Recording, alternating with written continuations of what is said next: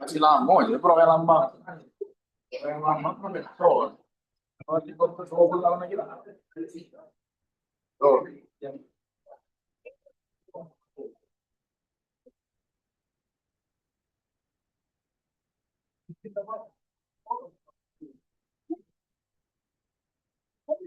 Tes. Baik. tidak. Assalamualaikum warahmatullahi wabarakatuh.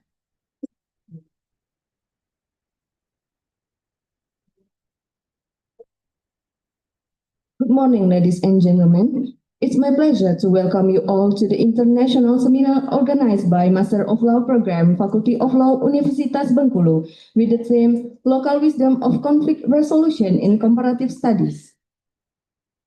The Honorable, the Vice Dean for Academic Affairs, Faculty of Law, Universitas Bengkulu, Dr. Emma Septaria, SHMH.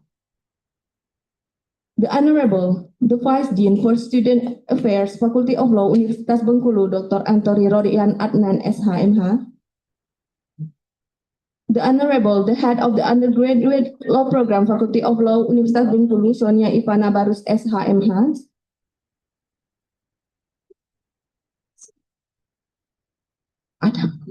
The Honorable, the Vice Dean for Research, Faculty of Law, Universitas Bengkulu, Dr. Edra Satmaidi, SHMH.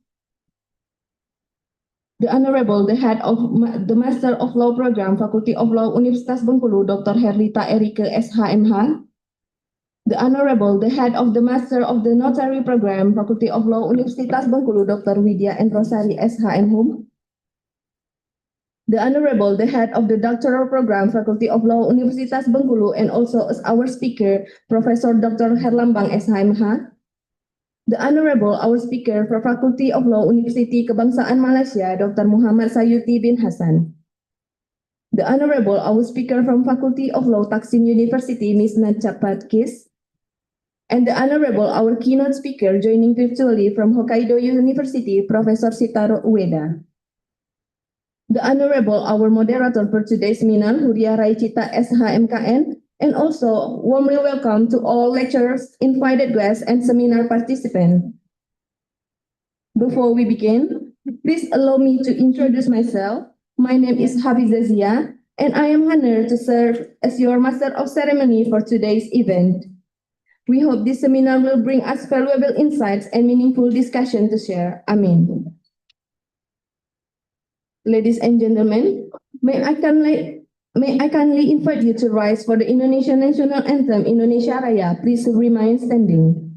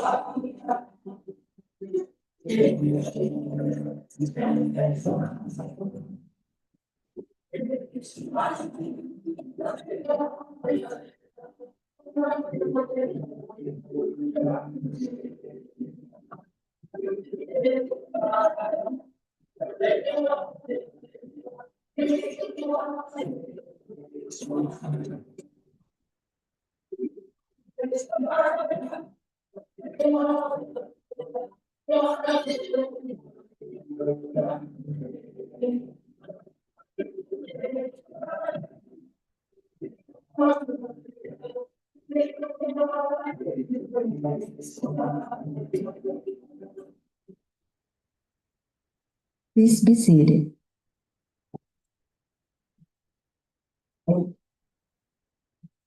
Now, we would like to invite the Vice Dean of Academic Affairs, Faculty of Law, Universitas Bengkulu, Dr. Emma Septaria SHMH, to deliver her welcoming remarks and officially open this seminar. So, Dr. Emma Septaria SHMH, the time and place are yours.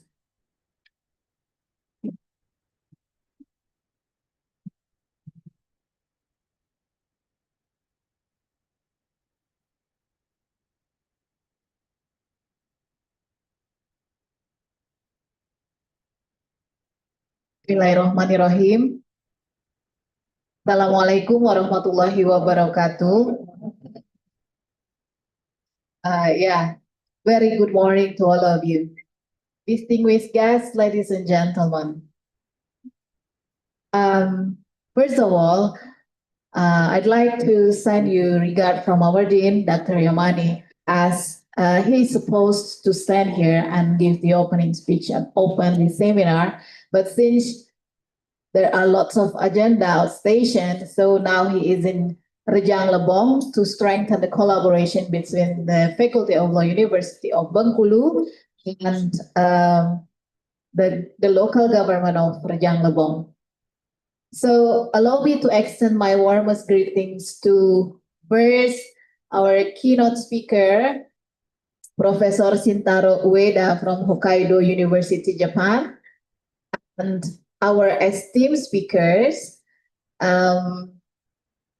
Muhammad Tayuti bin Hasan from Fakulti Undang-Undang University Kebangsaan Malaysia, and Ms. Nachapat Kis from Faculty of Law, Taksin University, Thailand, and Professor Dr. Herlambang SHMH, our professor from Criminal Law, Faculty of Law, University of Bengkulu, and also all distinguished faculty members, students, and participants.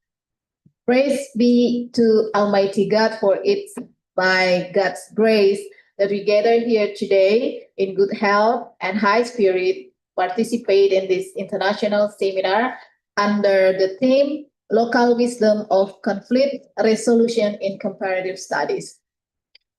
So why this theme is chosen? Because it is very relevant to our contemporary global context, where conflict resolution requires not only the application of formal legal mechanism, but also the recognition of local wisdom as an enduring source of social resilience, one that fosters peace, harmony, and also sustainable coexistence. So in this occasion, I wish to express my deepest appreciation to the 2023 cohort of the Master of Law program for Faculty of Law, University of Bengkulu, who stands as the driving force behind the organization of this event.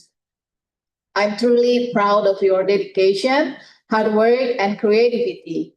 And your initiative has brought together distinguished speakers from multiple countries, creating a platform for rich academic discourse that bridges cultures and legal traditions. And as the Vice Dean of Academic Affairs, I'm truly hopes that this kind of international seminar can be held annually. Yeah, Bu Wike, thank you very much. And of course, with the various speakers from all over the world. So the seminar is not merely an exchange of knowledge, is like a testament of the capability of our students to engage into international academic networking and to elevate the standing of Faculty of Law, University of Bengkulu on the global stage. And to our keynote speakers and also guest speakers, I extend my heartfelt gratitude for sharing your expertise and valuable perspective. And to all of the participants, I encourage you to actively engage in the discussion to listen, to question, and to take away insights that will contribute to the advancement of legal scholarships in Indonesia. And I hope after this seminar, there will be students of not only master program, but also bachelor program who are interested in deeper uh, the research on comparing the the law or this kind of issue between Indonesia and Malaysia law, or either Thai and Indonesia law. I'm sure that Mr. Sayuti and also Ms. Nacha will be open, will be welcome you as for the discussion. Yeah. And so with the utterance of Bismillahirrahmanirrahim, I hereby declare the International Seminar of the Master of Law Program, Faculty of Law, University of Bengkulu officially open. Thank you.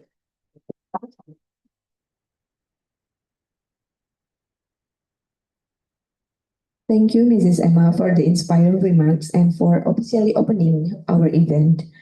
Next, to seek blessing for our program, we kindly invite Mr. M. Ilham Adepio SHMH to lead the prayer. So, Mr. Ilham Adepio, the floor is yours.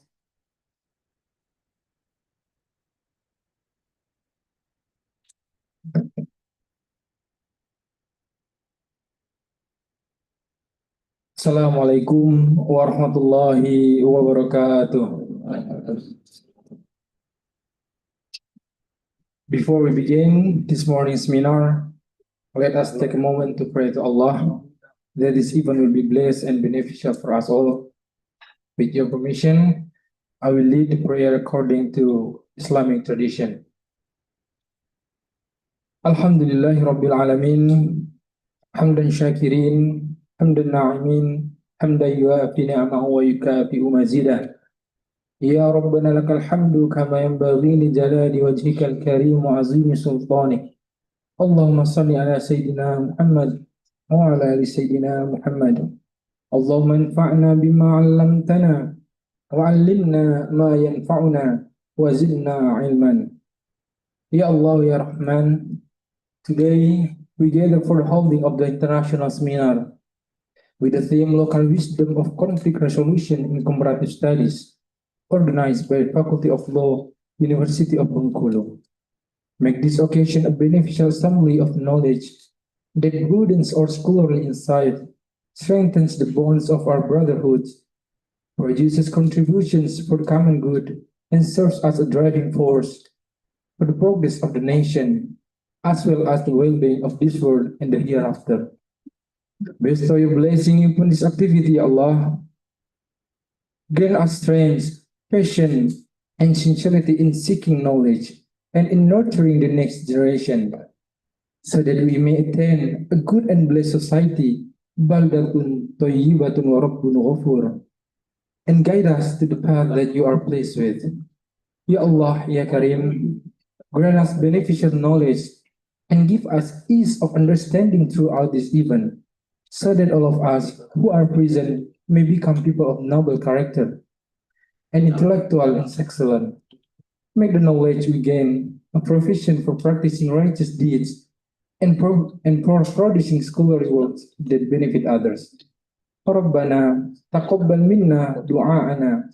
Rabbana atina fid dunya hasana wa fil akhirati hasana wa qina adzaban nar. Walhamdulillahi rabbil alamin.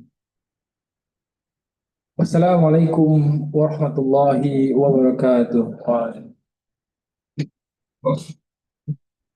Ladies and gentlemen, we will continue with the exchange of souvenirs as our appreciation and a symbol of our collaboration. And we kindly invite to the front the Vice Dean Academic Affairs, the head of the Master of Law Program, and all our speakers and all our lecturers to take a place in the front. Foto bersama kan? Foto bersama.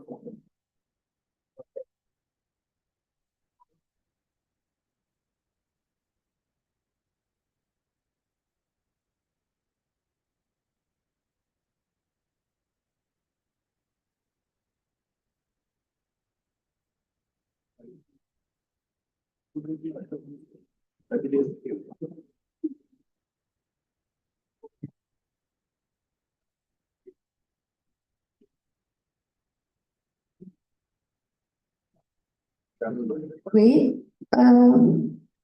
next we invite our all lecturers to take a picture and all the vice deans to take a picture with the speaker.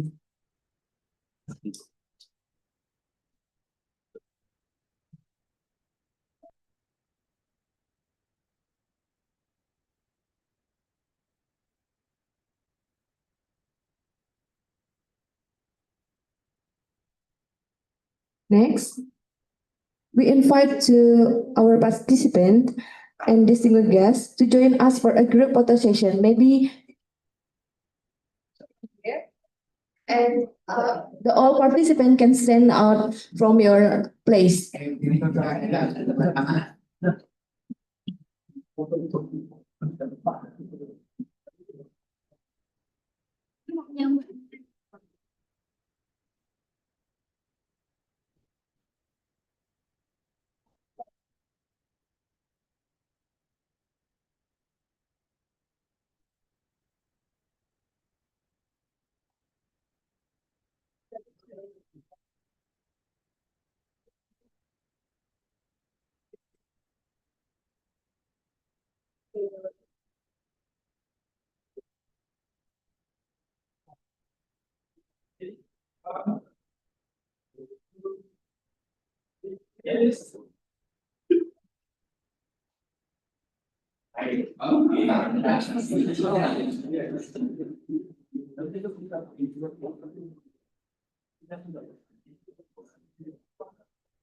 Okay, please take a seat.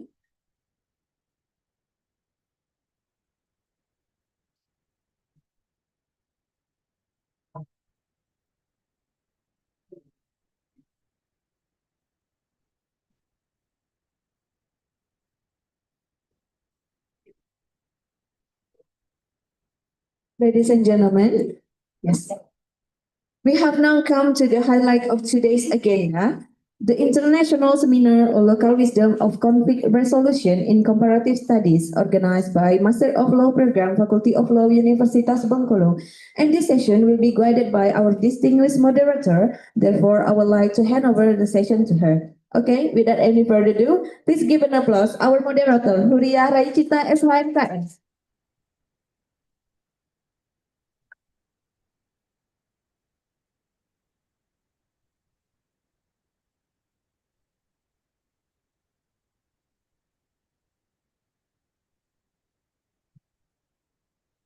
Excuse me, can I hear me?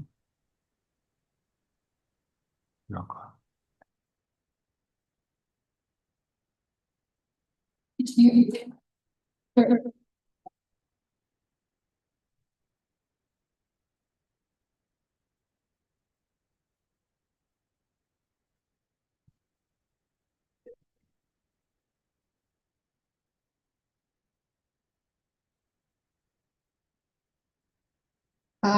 I would like to say thank you to our Master of Ceremony, and I'll be taking the international seminar session from here. First of all, please allow me to introduce myself. My name is Huria Raicita, shortly just Cita, and I'm one of the lecturers here in Faculty of Law, Universitas Bengkulu. And I'm very pleased and honored to be appointed as today's moderator. And as Mrs. Emma already mentioned, our theme today is about local wisdom of conflict resolution in comparative studies. And here on stage, as everyone can see, we have, and also on screen, I'm sorry, we already have our 4 honorable speakers of today. And just like what Indonesia usually say about this famous word of tak kenal maka tak sayang, previously, I will introduce our speakers first. Starting from our keynote speaker, already there on our screen, Professor Shintaro Ueda. Professor Ueda is from Hokkaido University, the School of Law, and he is a notable and honorable lecturer as well as researcher. He has published notable works, and his expertise or field of study is criminal law as well as procedural criminal law. He graduated from Japan Society for the Promotion of Science postdoctoral fellow in 1991 and has been a lecturer since 1992, starting at Kagawa University, then Okayama University, Okayama School of Law, and has ever become the Dean of School of Law in Okayama University, and currently is the professor at the School of Law, Hokkaido University. And next, we have our very own senior lecturer, Professor Dr. Herlambang. Professor Dr. Herlambang, SHMH, and I believe that everyone in this room already know about him. He is our senior lecturer with expertise of criminal law, and he has also published notable works, and he had ever become assistant dean as well, but now he is the head of our doctorate program. He graduated from UNIF for bachelor degree, and also Universitas Indonesia for master's degree, and he took his doctorate at Universitas Brawijaya. And we move on to our special guest speakers, Dr. Sayuti, and then I will introduce also Ms. Nacha. Dr. Sayuti is a lecturer and as well as researcher from University Kebangsaan Malaysia. And I've been informed that this is not your very first time here. You have been here before, right, Dr. Sayuti? And it's an honor to have you here again. Dr. Sayuti is an expert in indigenous people or indigenous law, and as well as a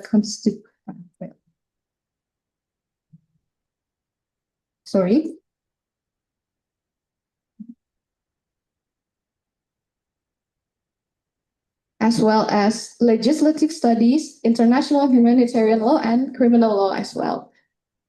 And currently, Dr. Muhammad Sayuti is the Assistant Dean for Industrial and Community Networking at Faculty of Law, University Kebangsaan Malaysia.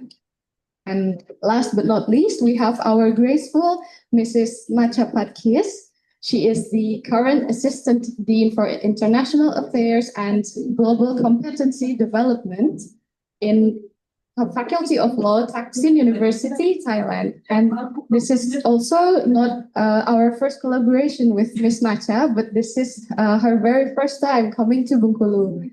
And that is all the introduction for our four honorable speakers for today. Please welcome our speakers with a warm and big round of applause.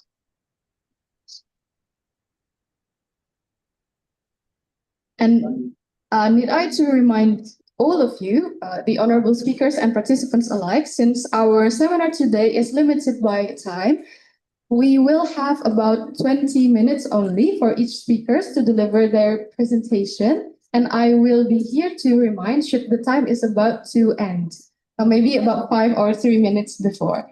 Without further ado, I can see already that everyone here is excited for the international seminar. And please welcome our very first speaker, the keynote speaker, Professor Shintaro Ueda. Professor, please. Okay. Can you hear me? Can you hear me? Yes, we can hear you. Halo semuanya, saya Ueda dari Universitas Hokkaido. Senang sekali bisa bertemu burung kalian semua.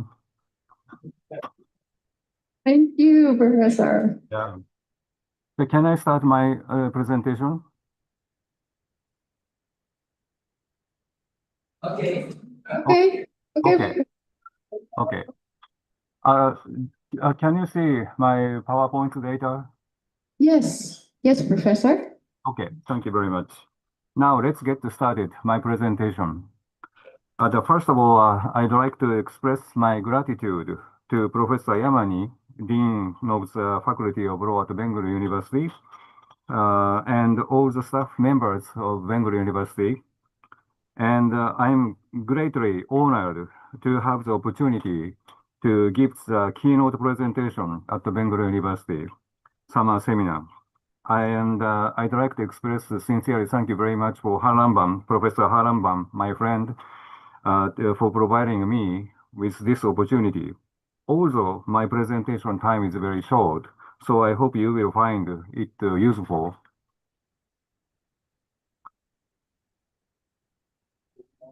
Now, I will outline, Now, I will outline the main points of today's presentation, because today's common theme is local wisdom in resolving conflict in comparative studies. I would first like to talk about the situation of the crime in Japan. Secondly, the actual conditions in Japanese prisons. And finally, why crime is relatively rare law in Japan. I want to touch upon these points. First of all, I want you to look at this chart.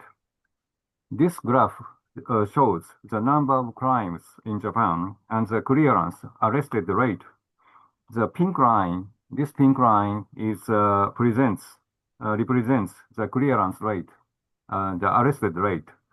The yellow bar graph shows the number of theft cases, and the purple bar graph indicates the number of criminal offenses, excluding theft.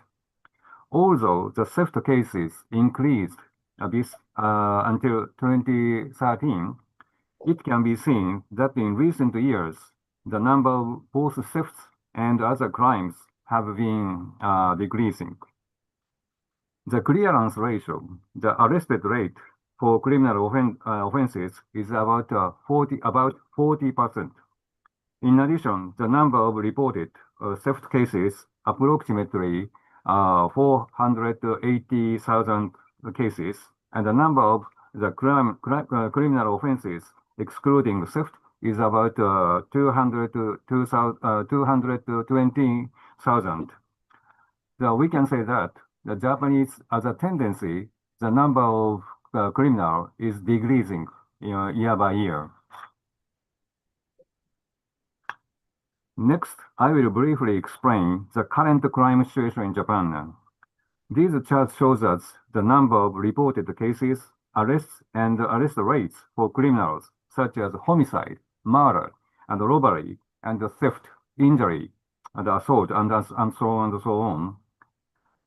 So as you can see, the arrest rate is for serious crimes like homicide and robbery are quite high in Japan.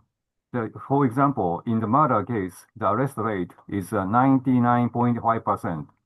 And in the case of robbery, the arrest rate is 87.8%. In contrast, the arrest rate for fraud is somewhat lower, partly because, as you may know, the cases such as fraud are more difficult to solve.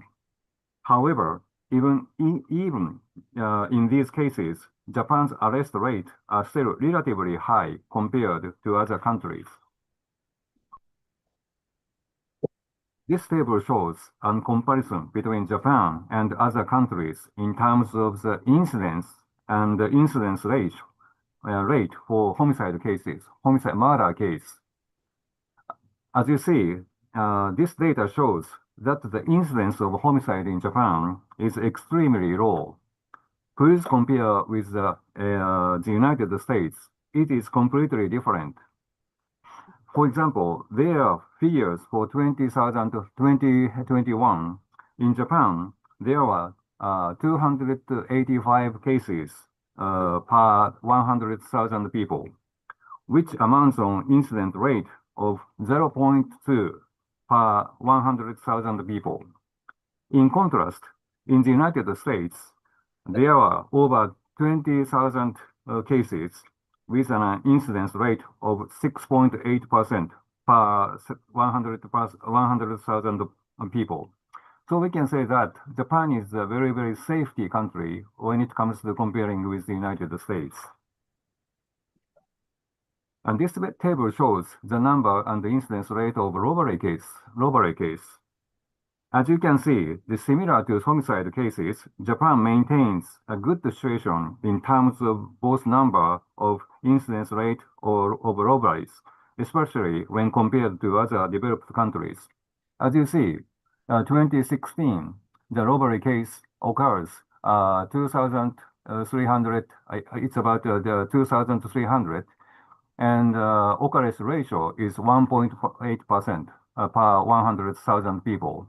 But in the United States, the 2017, the number of the 320, and occurrence ratio is 98.6%. In the United States is a very dangerous country. You can say that. And how about the juvenile crime? Juvenile crime situation. This graph shows the number of juvenile apprehended and the recidivism, reoffender rate. The yellow line is the proportion of juvenile offenders who reoffended. The light blue bar graph represents the number of juvenile offenders apprehended, and the red bar graph shows the number of those juvenile offenders who reoffended.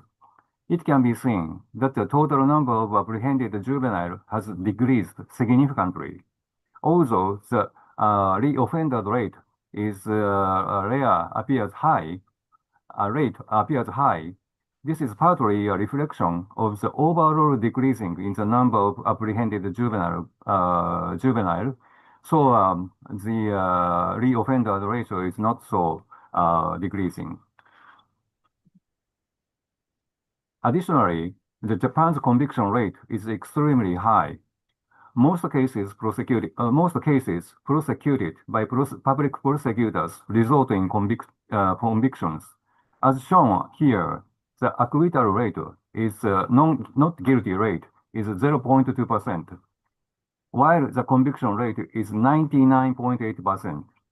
This is because the prosecutors only proceeded with cases where conviction is highly likely, effectively screening them beforehand. Of course, there is ongoing debate about whether this number is a good or bad practice. However, as a matter of fact, it can be said that Japan's conviction rate is extremely high. The next graph shows us a trend in the number of prisoners in Japan.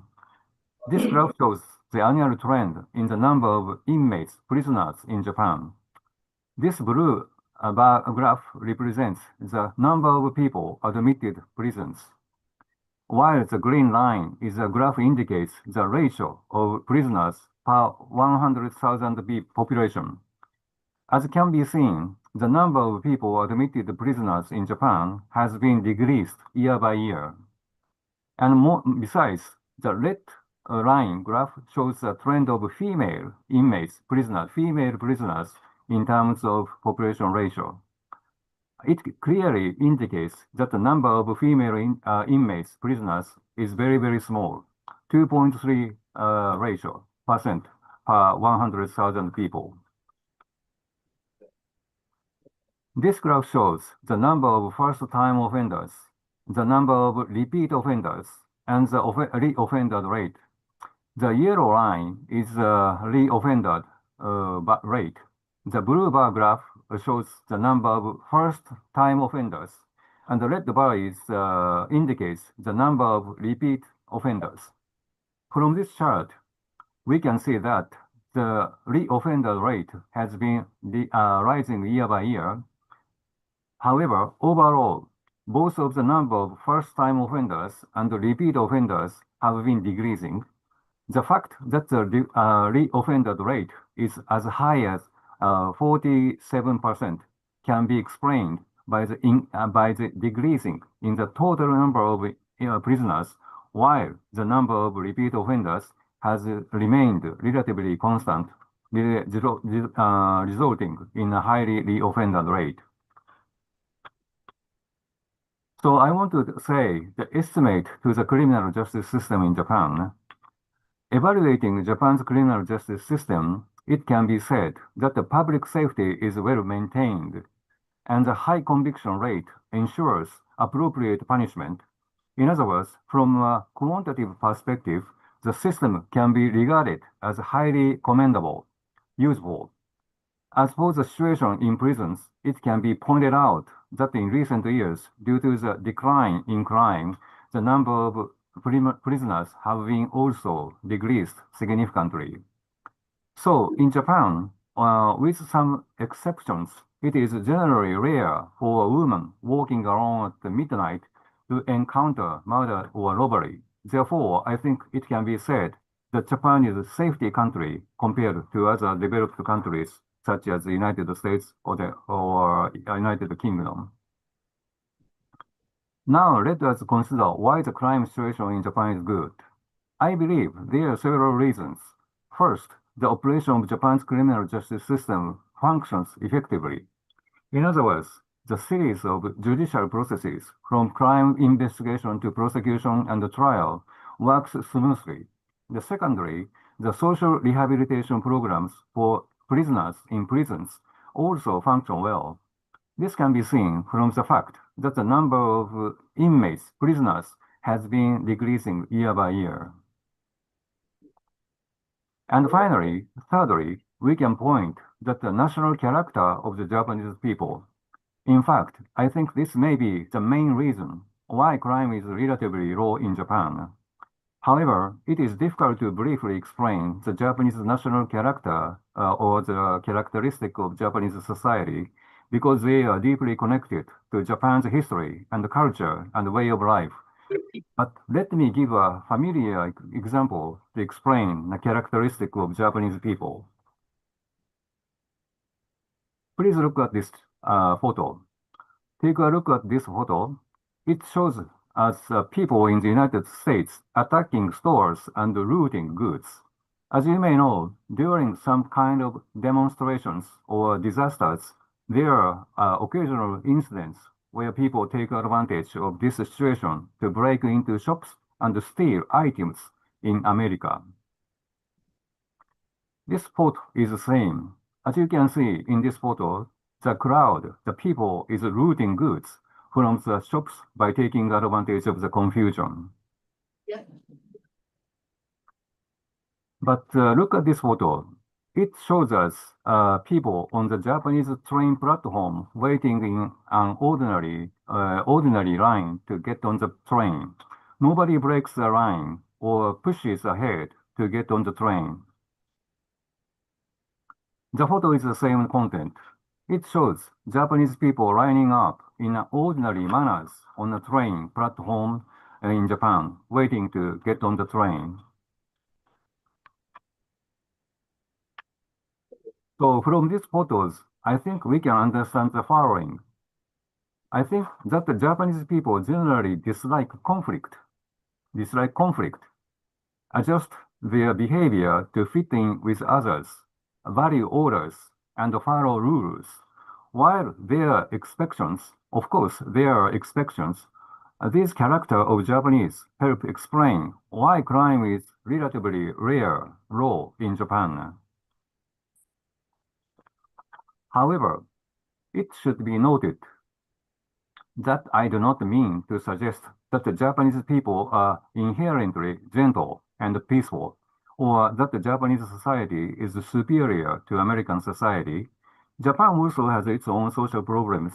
For example, there are issues such as economic inequality, society emphasizing academic background, pressure to conform, and lack of respect for individuality. Japan is not necessarily a perfect society. Due to time constraints, I don't have enough time. I can't explain why the reason why Japan criminal rate is very low, and it is very difficult for me to explain in detail the characteristic of Japanese and character of Japanese society. But I hope to report on these problems on another occasion. However, I think it can be said that the value shared by Japanese people namely the habit of controlling their behavior so as not to stand out, help restrain the occurrence of crime. That concludes my report. I hope today's presentation gives you some insight into the Japanese criminal justice system, and I would be even more pleased if it helps strengthen the exchange between Bengal University and the Hokkaido University. Terima kasih banyak telah mendengarkan presentasi saya. That's all. Thank you very much for listening.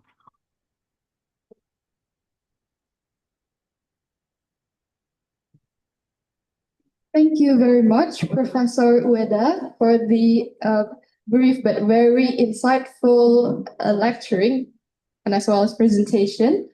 So from what Professor Ueda had said, allow me to make a brief summary, Professor, about the presentation. It's about the implementation of criminal law and criminal procedural law in Japan. So the perspective of there's this important characteristic of Japanese people that helps in decreasing the crime rates, because the Japanese people are mostly people who are obedient to the law and also local culture, and they tend to avoid conflicts. They also have some restraint regarding to their economic imbalances and maybe the pressure from the peers and education. But regardless, the crime rates in Japan has a trend of decreasing from time to time. So Japan is notably a very safe place to be. And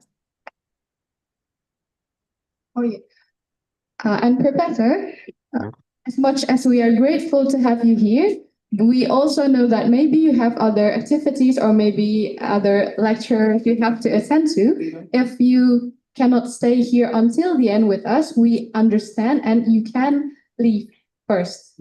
Okay. That is all, Professor. Thank you. Thank you very much.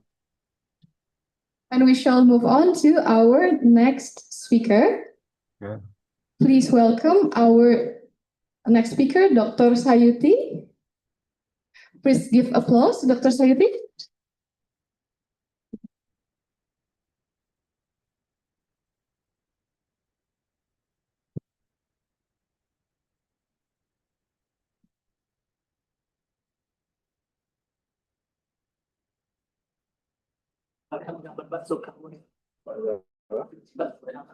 Okay, Bismillahirrahmanirrahim. Assalamualaikum warahmatullahi taala wabarakatuh. Dan salam sejahtera. Pertama sekali saya ingin merakamkan jutaan terima kasih kepada Bu Emma, kepada Prof dan semua anak-anak mahasiswa. Ini kali kedua saya di pentas ini. Saya rasa bahagia sekali datang ke UNIP buat kali keduanya. Harap ini bukan kali kedua dan selepas ini akan ada lagi untuk terus berkolaborasi. Okay, my slide is here. I have 20 minutes. Sekiranya tidak dikawal, dia boleh menjadi 2 jam. Alright, moderator untuk kawal saya punya masa. Pertama sekali, apabila, can I speak Malay? Alright, kerana kita kan satu rumpun kan. If you want me to speak English, I also can, because all the slides are in English. Tapi apabila bangun pagi pada pagi ini, saya rasa begitu bermotivasi untuk berkongsi ilmu yang ingin disampaikan mengenai local wisdom and comparative. Can we proceed? Next. Saya kerana saya kira masyarakat di Bengkulu itu sukanya pantun, pergi ke toko membeli buku tentang keris sakti. Selamat sejahtera sahabat baruku. Perkenal aku Muhammad Sayuti. Okey, saya langsung. Next slide. Okay, this is the outline of presentation. Objective, scope of discussion, understanding local wisdom. Kenapa kita perlu faham local wisdom, dan perlu kita faham juga kenapa kita perlu menjalankan study comparative. Seterusnya, saya akan laksanakan sedikit comparative analysis. Akhirnya saya akan mengulas apakah practical implication, apakah implikasi study comparative ini. Alright, seterusnya, this is basically the whole objective of the discussion to explore how local wisdom contribute to conflict resolution. Bagaimana local wisdom itu boleh menyumbang kepada penyelesaian pertikaian sama ada di dalam atau di luar negara. Okay, seterusnya, this is the scope of the study. Sekiranya Prof. Shintaro sebentar tadi berkongsi tentang amalan di Jepang, saya akan berkongsi kepada 3 amalan secara komparatifnya. Orang asli in Peninsular Malaysia, orang asli is a very minority group, indigenous people of Peninsular Malaysia. Yang kedua, saya nak ambil satu contoh local wisdom indigenous cultural community di Philippines. Dan yang ketiga, Maori of New Zealand. Tahu Maori of New Zealand? Yang haka tu. Kalau siapa pernah tengok rugby, ada tarian haka, itu adalah Maori, ya. Okay, next. This basically the understanding of who are indigenous people of Malaysia. Kita ada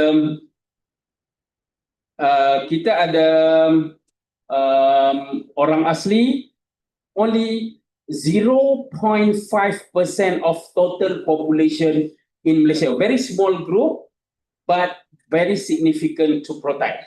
And we have native of Sabah and native of Sarawak. Anak negeri di Sabah dan juga Sarawak. Those are indigenous people of Malaysia.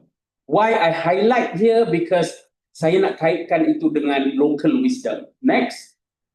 These are suku kaum orang asli di Peninsular Malaysia. Kalau di Bengkulu itu banyak sekali kan. Kalau di daerah Bengkulu itu sahaja sudah ada beberapa. Kalau seluruh Indonesia itu lagi banyak suku kaum. Tetapi kalau di Peninsular Malaysia kita ada 18 saja.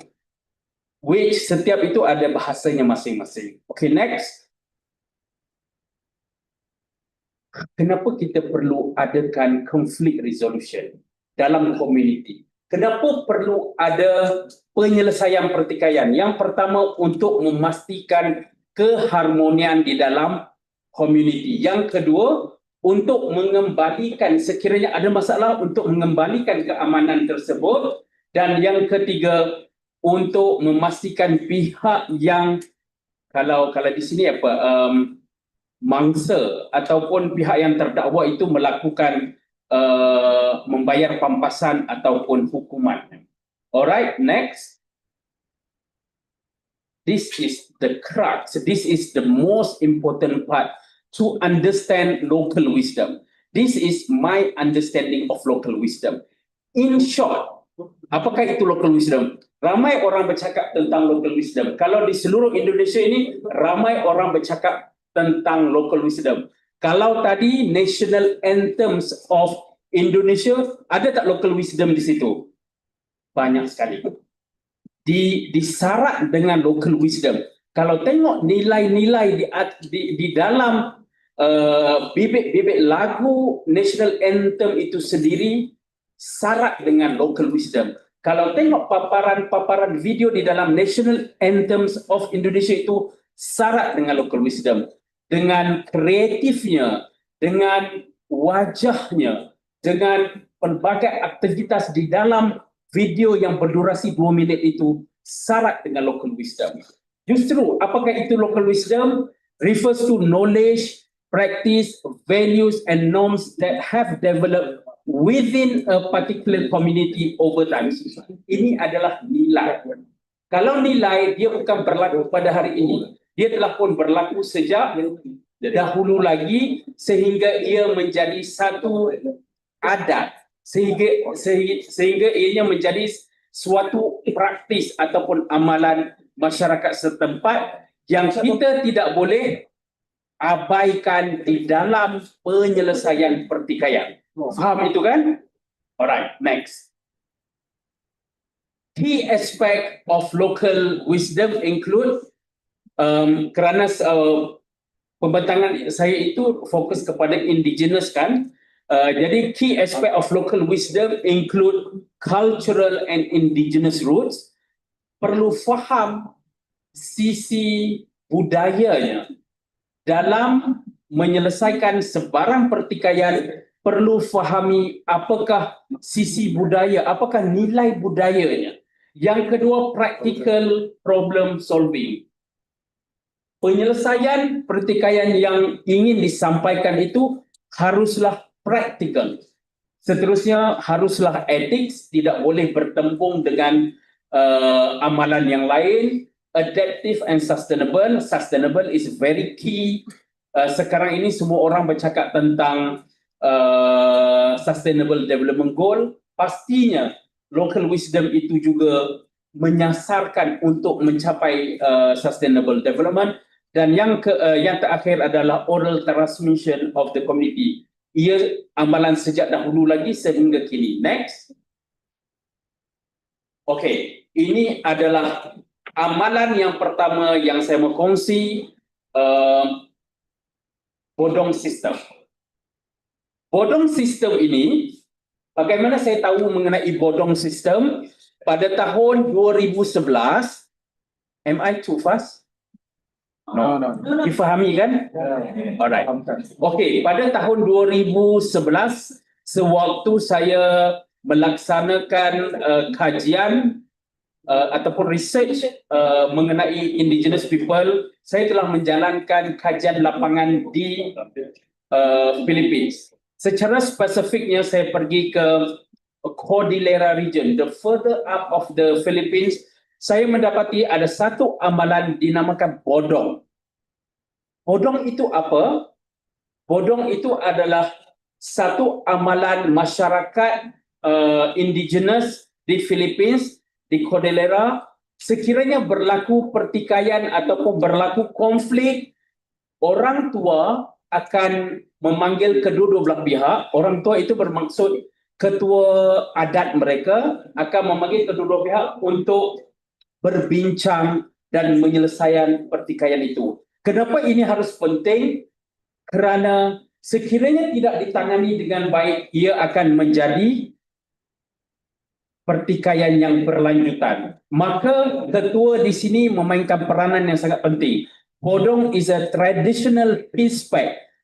Adalah satu pact keamanan or alliance agreement among clans or tribes in northern Luzon of Philippines. Kalau secara spesifik Cordillera, mereka memanggil sekiranya, contohnya sekiranya berlaku pertelikahan antara suku A dengan suku B, maka kedua-dua ketua adat ini akan bertemu dan berbincang untuk menyelesaikan pertikaian. Sekiranya ada pesalahnya, mereka akan berbincang bagaimana perlu dihukum.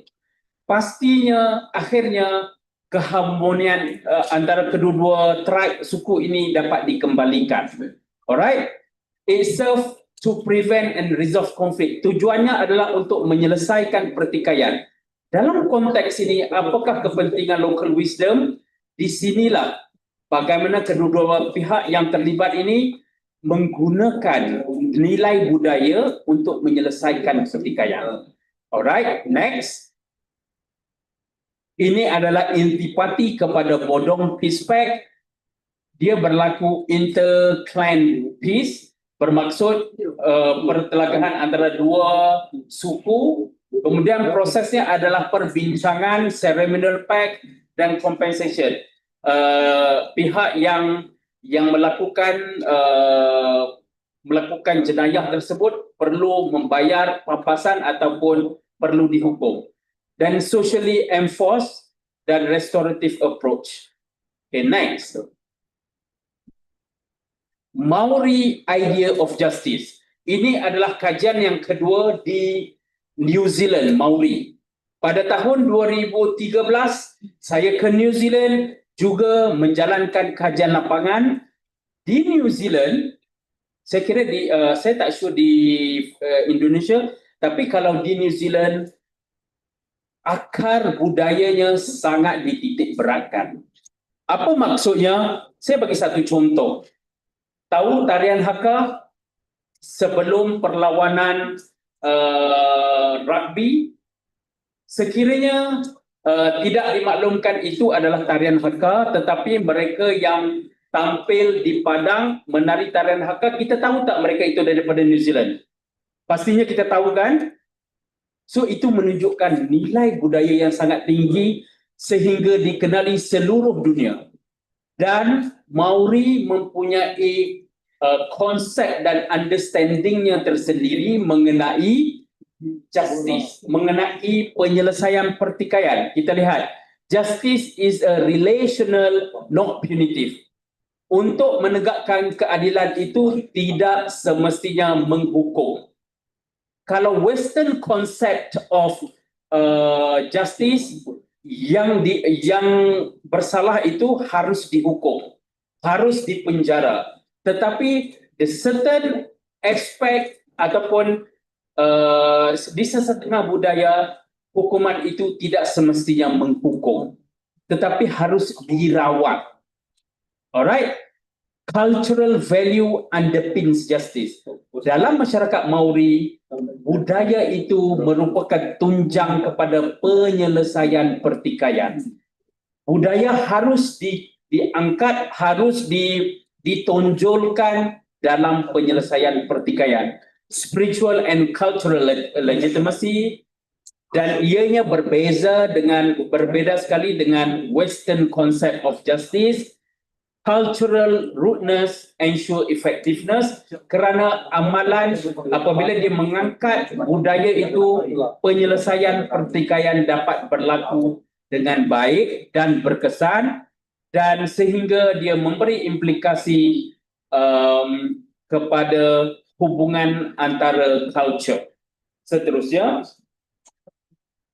ini adalah simplified version of okey, antara salah satu nilai di New Zealand adalah tikangang Maori.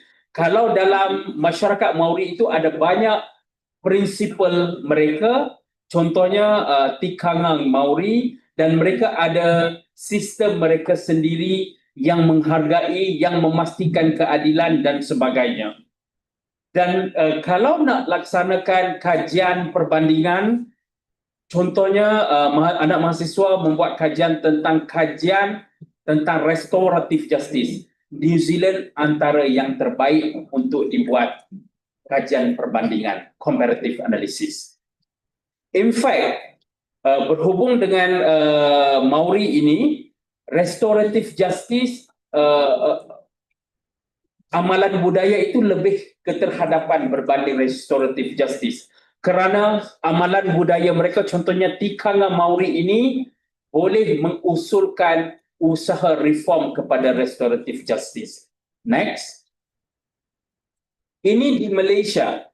Di Malaysia kita ada akta ataupun ada statute, Aboriginal People's Act, kita ada amalan-amalan tertentu, tetapi masih terdapat banyak ruang boleh diperbaiki.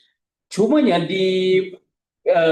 kalau dalam kalangan masyarakat orang asli di Peninsula Malaysia, mereka ada batin, which is ketua yang akan menyelesaikan beberapa pertikaian mengikut adat mereka.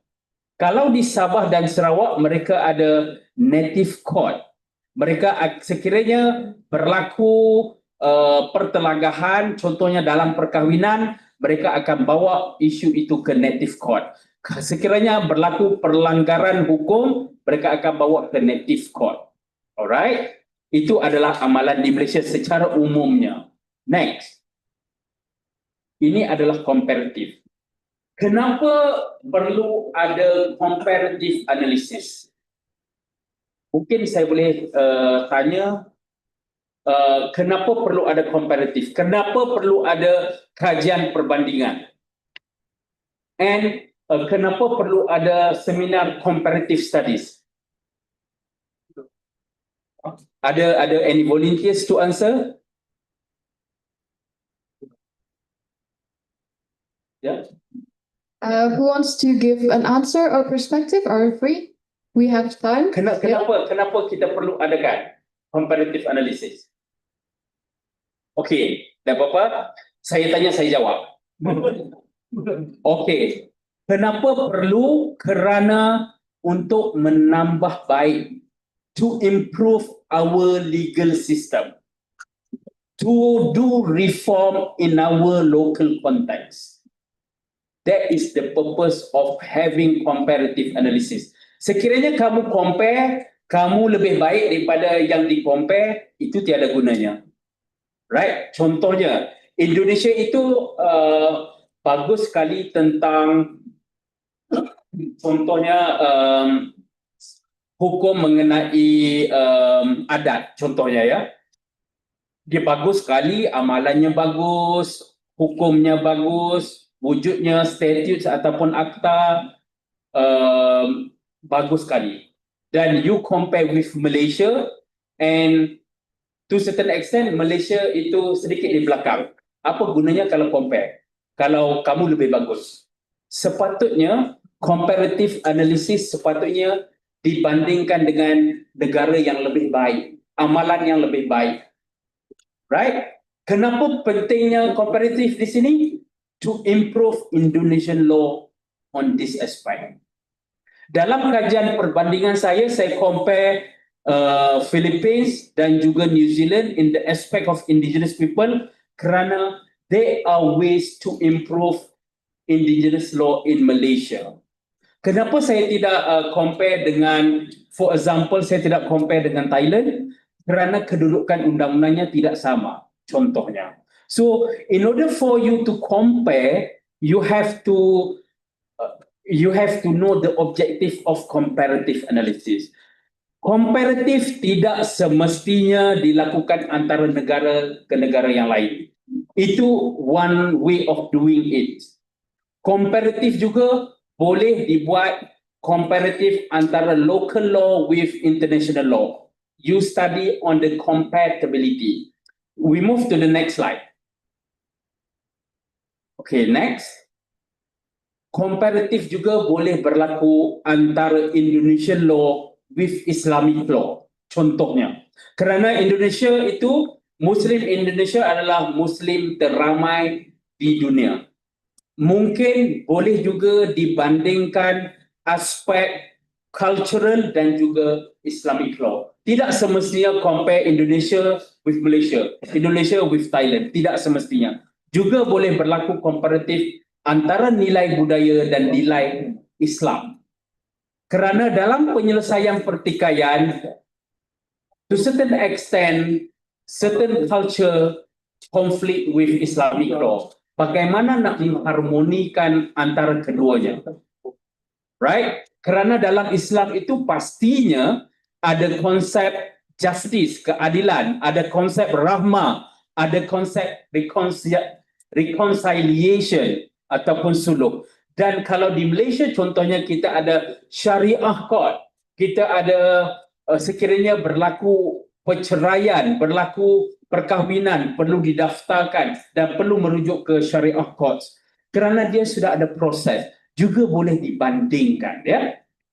Another way of comparative is next slide. Next slide, please. Alright.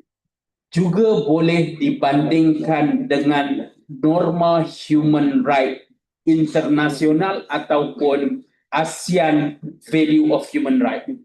Contohnya, anak mahasiswa study tentang hukum jenayah, tentang hukuman mati contohnya, hukuman pidana tentang mati.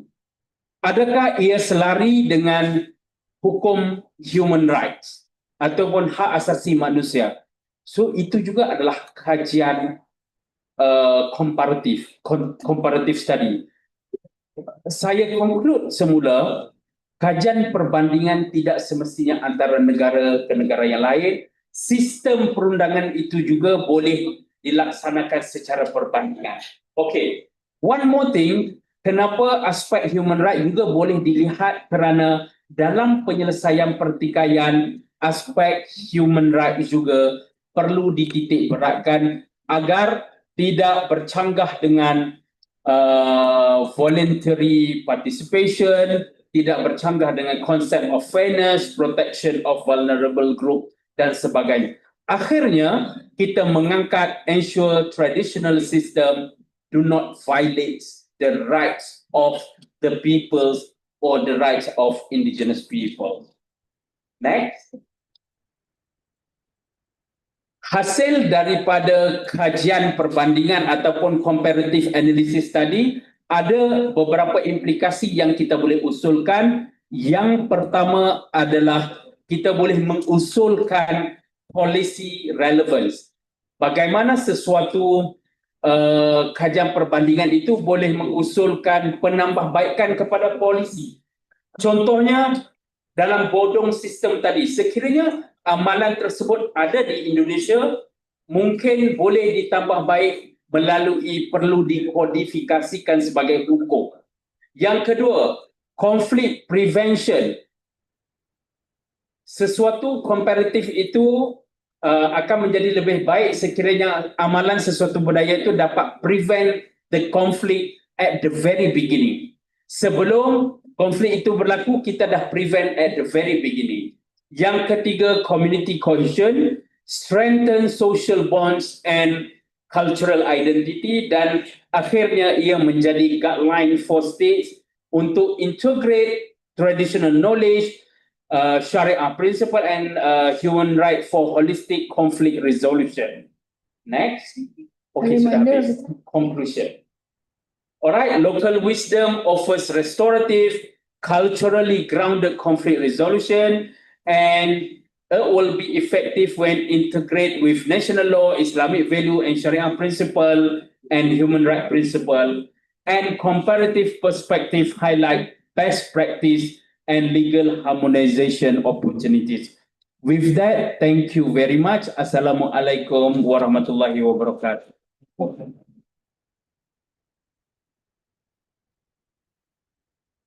Right. Thank you very much for Dr. Sayuti's presentation. It gives us another enlightenment about the local wisdom and how it functions in repairing or restoring the order or harmony in society. And also we have important take or perspective about the comparative studies itself. That is, when we want to compare something, we should aim to compare it with something that's better. So when we want to compare the local wisdom in one place or one country, we should aim to research first the better methods or maybe means of local wisdom in other countries so that we can make our indigenous people better. And I really like the concept, personally, I really like the concept that you had mentioned, Doctor. It's about the importance and adaptability of local wisdom. It evolves with society. So it's a very empathetic way of resolving conflict as well, because the purpose is to repair, not to simply punish and make other people suffer. Okay, that's Dr. Sayuti for us all. And moving on next, we have our graceful Miss Nachapat Kiss, and she will present her material, and it's already with us too. Maybe Bang Adrian. Okay. At the ready, whenever you're ready, Miss Nacha.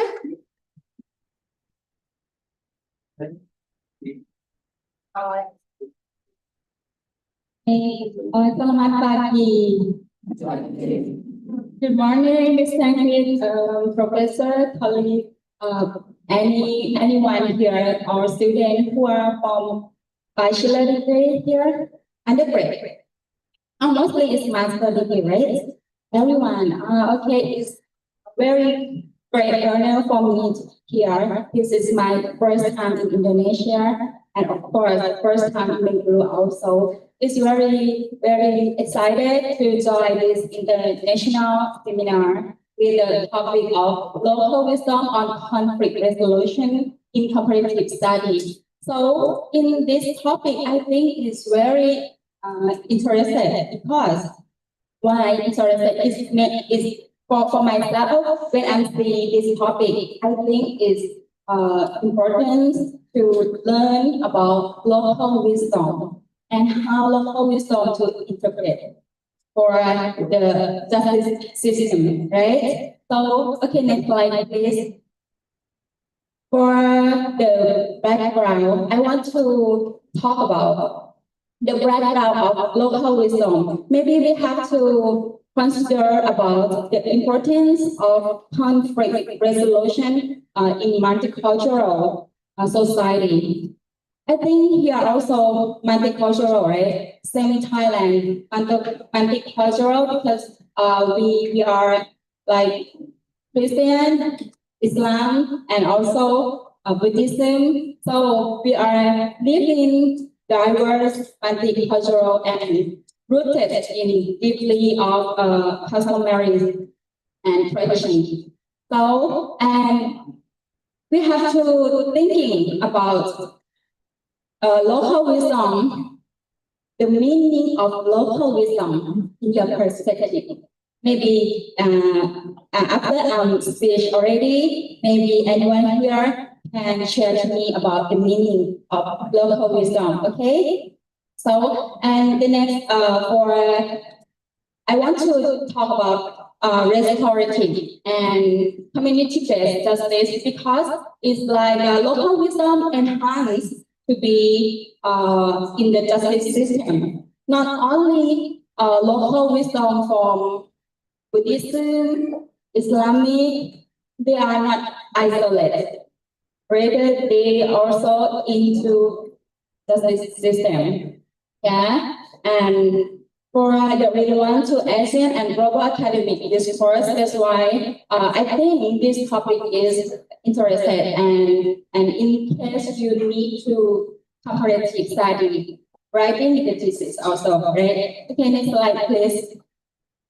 For the objective, that's why I'm gonna discuss with you the meaning of local wisdom here, and of course in Thai land perspective.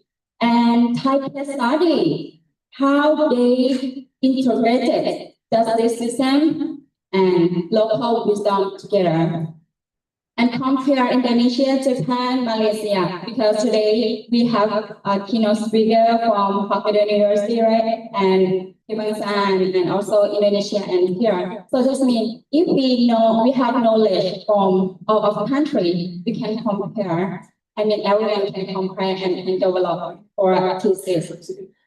And discuss challenges, future trend. In fact, I come here and prepare for 45 minutes. Yeah, but I just know yesterday, I have to speak until within 20 minutes only. I think, okay, it's better I'm person to be here. And maybe someone wants to ask me something, please don't hesitate to ask. Okay, this is the objective that I want to present to you today. Next slide, please. The meanings of local wisdom. Yeah, what is the local wisdom?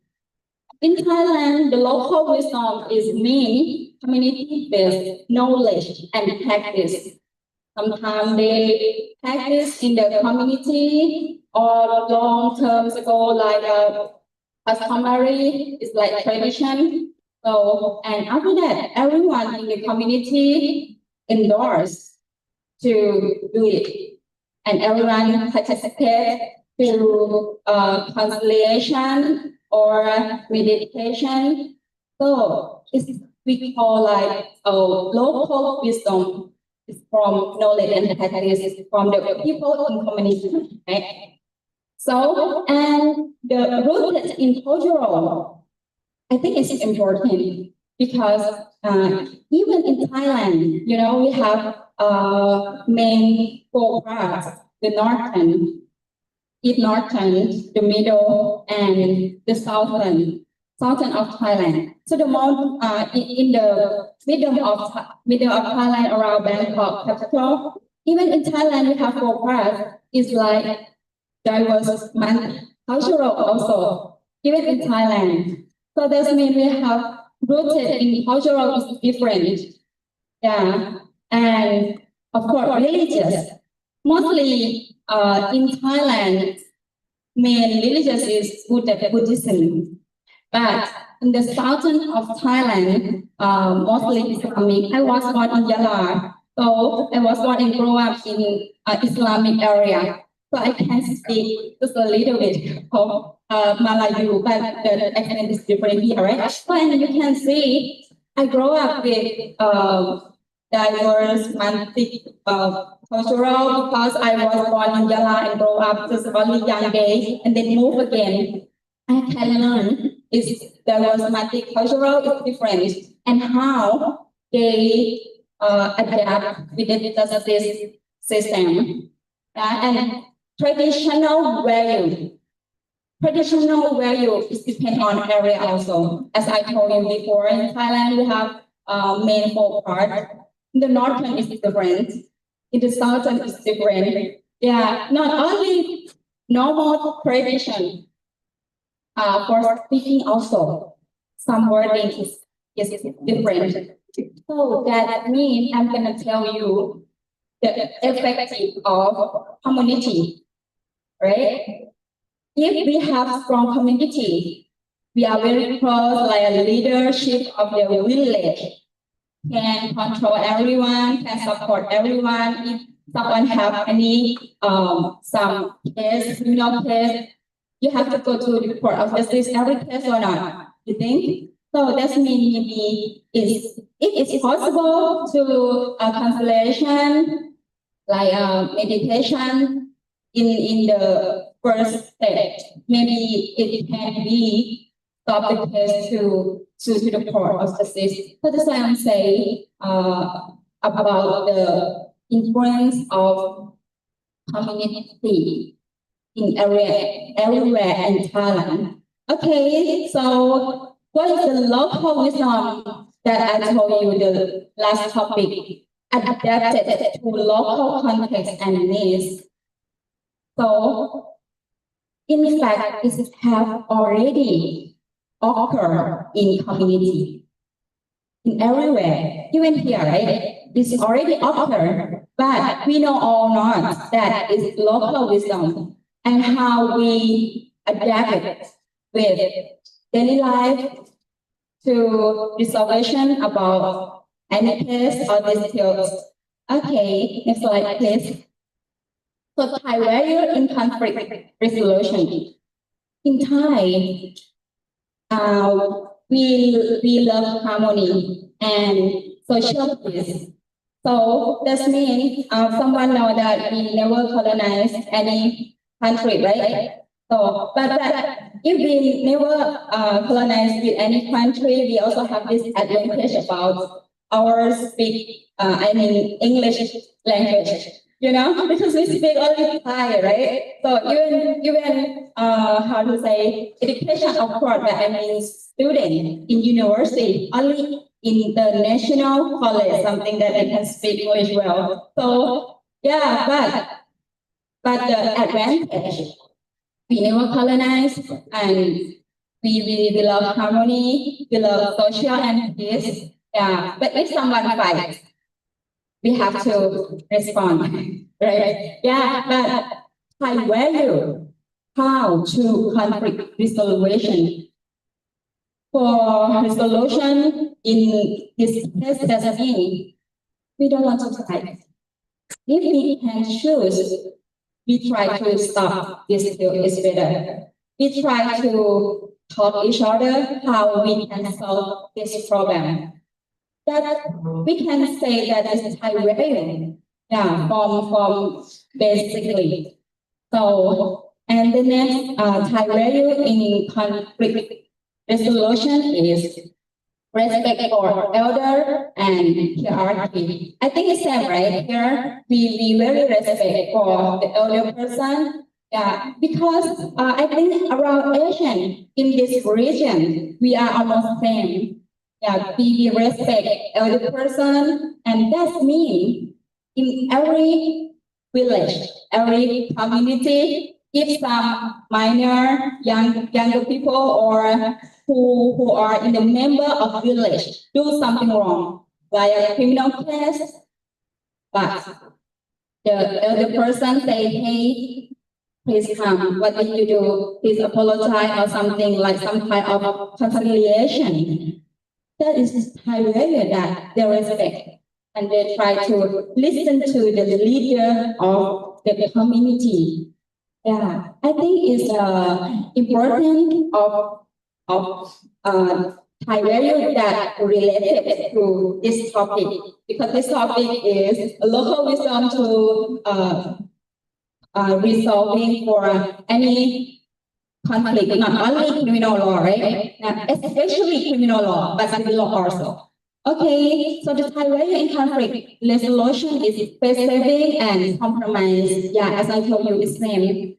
We respect other person, but even in the same age, if we don't want to fight, it's better if we try to compromise first what you want, what I want. Okay. And Buddhism compassion, yeah, is some kind of Sanskrit. Sanskrit is mean from India language, metta and karuna. That means like give good hope for others, something like that. So this is Thai value in Thailand to conflict resolution.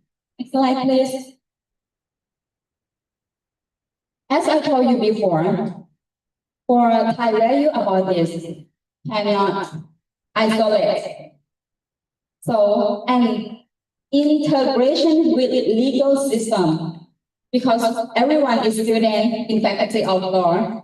So that's why we have to talk about how to enhance about local wisdom about to a border to justice system, something like that. For in Thailand, court also encourage reconciliation before litigation. I think is also can help about the case in the court of justice. In this case, if the party are okay for that and don't want to continue, you know, it take long time here also, right? One case doesn't matter, civil law or criminal law, it takes long time. You have to prove your evidence, something like that. So that's why the court of justice encourage reconciliation before litigation. Yeah. So and also ADR, everyone know ADR, right? Alternative dispute resolution. Yeah, ADR mechanism supported by Thai law. Yeah, we also have institute of ADR in Bangkok is the main, but not only in Thailand, also like between other country also for ADR. And formal and informal courtesy that integration with legal system. Next slide, please. I'm going to present you about this because you can, as Dr. Sayati told you before, go about comparative study. Because you have to comparative other country law, right? For Thai model of conflict resolution. You can see first the yellow color, you can see well or not, a little bit small maybe. Yeah, community justice center and village community. Now, I think, I'm not sure here, every village have the leader, right? Same or not? Can you share me? Every village have the leader. Yes, same. Yeah. So, that is the meaning for how to enhance local wisdom.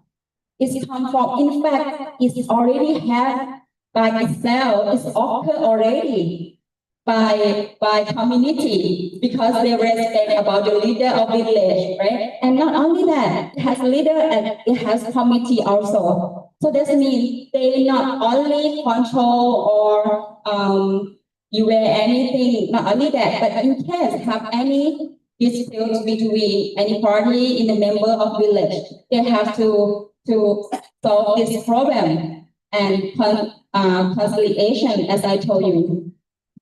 And you know, I'm gonna talk about number one is the yellow related to civil mediation because it's already occurred before, long time ago, like a traditional. And after that, endorsed by law, law say, okay, if you have a committee at every village and you always conciliation in any case, doesn't matter criminal case or civil case. So it's better if the law endorses that local wisdom. This endorses is mean enhance, right? And that means how to enhance that. In fact, that's why I'm saying, in fact, that means formal and informal. If formal is civil mediation, civil mediation act, sorry, I'm saying mediation act, it has not only civil, criminal law also. For mediation act is legislation 2019. They support every village, every province. I'm sure nowadays in Thailand, every province have at least one, but I think it's more. How they endorse about community justice center. They say if you have 5 people integrate and you want to be the committee of facilitator, you can registration in under Mediation Act. After registration, and usually where at the center, at the village, or police station, it's up to you. It's up to you, really. If you want to have the center in the village, it's okay. But it's more easier for the offender or plaintiff to find. So if you want to set your center at the police station, you also can support by law nowadays. And it's come from community. It's maybe someone, if you want to comparative about local wisdom, in this case, I am recommend you to find for more information about Mediation Act 2019. Okay, and type model of conflict resolution. We also have Buddhism principle in meditation. As I told you before, it's high value. And juvenile restorative practice, we call FCGC. FCGC, I will tell you more later. Next slide. Okay, and also, most of you are Islam, right? So also in Thailand, Islamic Council in Southern Islamic Council, we call like Shura. Here called Shura, same, right? We have Shura Council. So Shura doesn't mean like the head of Muslim people in the community. So that's mean if you have any case, they can solve from beginning before to the court. So this is Thai model of conflict resolution. Next slide, please. Okay, so community justice center, mediation by local leader, as I told you, every village have, and also every province. I told you about mediation for Act 2019 under Right and Liberty Office. Right and Liberty Office. So that's why it's every province. Here you call professor, right? Professor, province, same meaning. So for community justice center, we don't use about a serious case. If you kill someone, no, cannot. But if you just stole something like a petty offense, okay. So if the imprisonment lower than 3 years, okay, for conciliation. But if more, kill someone, of course, cannot. So that means community justice center, we use the petty offense. In fact, when I around high school day or university. Yeah, when I'm young day in university, very near my house. I also have experience. Sorry. I also have experience. Someone not so far from my home have someone stole property at night, and he walk out and run with them. Yeah. So and my mother also see it, but he said he know who is the stoler who stole property in the house. He know and he can shoot it, but he say because neighbor house is the leader of village. And then the next one, he say, okay, he passed this house and he realized, okay, I will not kill him. Even if he has have right protect his property, right? Because come at night around 2 a.m. something like that. But he realized, okay, he just tell the leader of village. And finally, this case, no any serious criminal case. You imagine if someone killed. Of course, if he has the right to protect his property, but not easy, right? But and also, if he not killed, but it's criminal case, so to the court is take time also. Yeah. Finally, the head of village, my neighbor house say, okay, come on, guys, conciliation. What did you steal and how many things? Don't do that, something like that. So and after that, young guy, of course, drug. He used drug. That's why he tried to steal. That is for an example. I told you, community justice center we use for the petty offense, not serious. Okay. Also, from the Act 2019 also, and for community justice center, not only for conciliation, you have to return property or something, but sometimes have to pay compensation. Compensation, apology, and after that, maybe if everyone is okay and endorsed by court, depends. Okay, the next slide, please.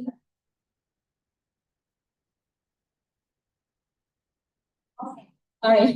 Okay. I'm trying to brief, but before, as I told you, I'm prepared for 45 minutes. But okay, I will try to brief more. Islamic Torah Council that I'm telling.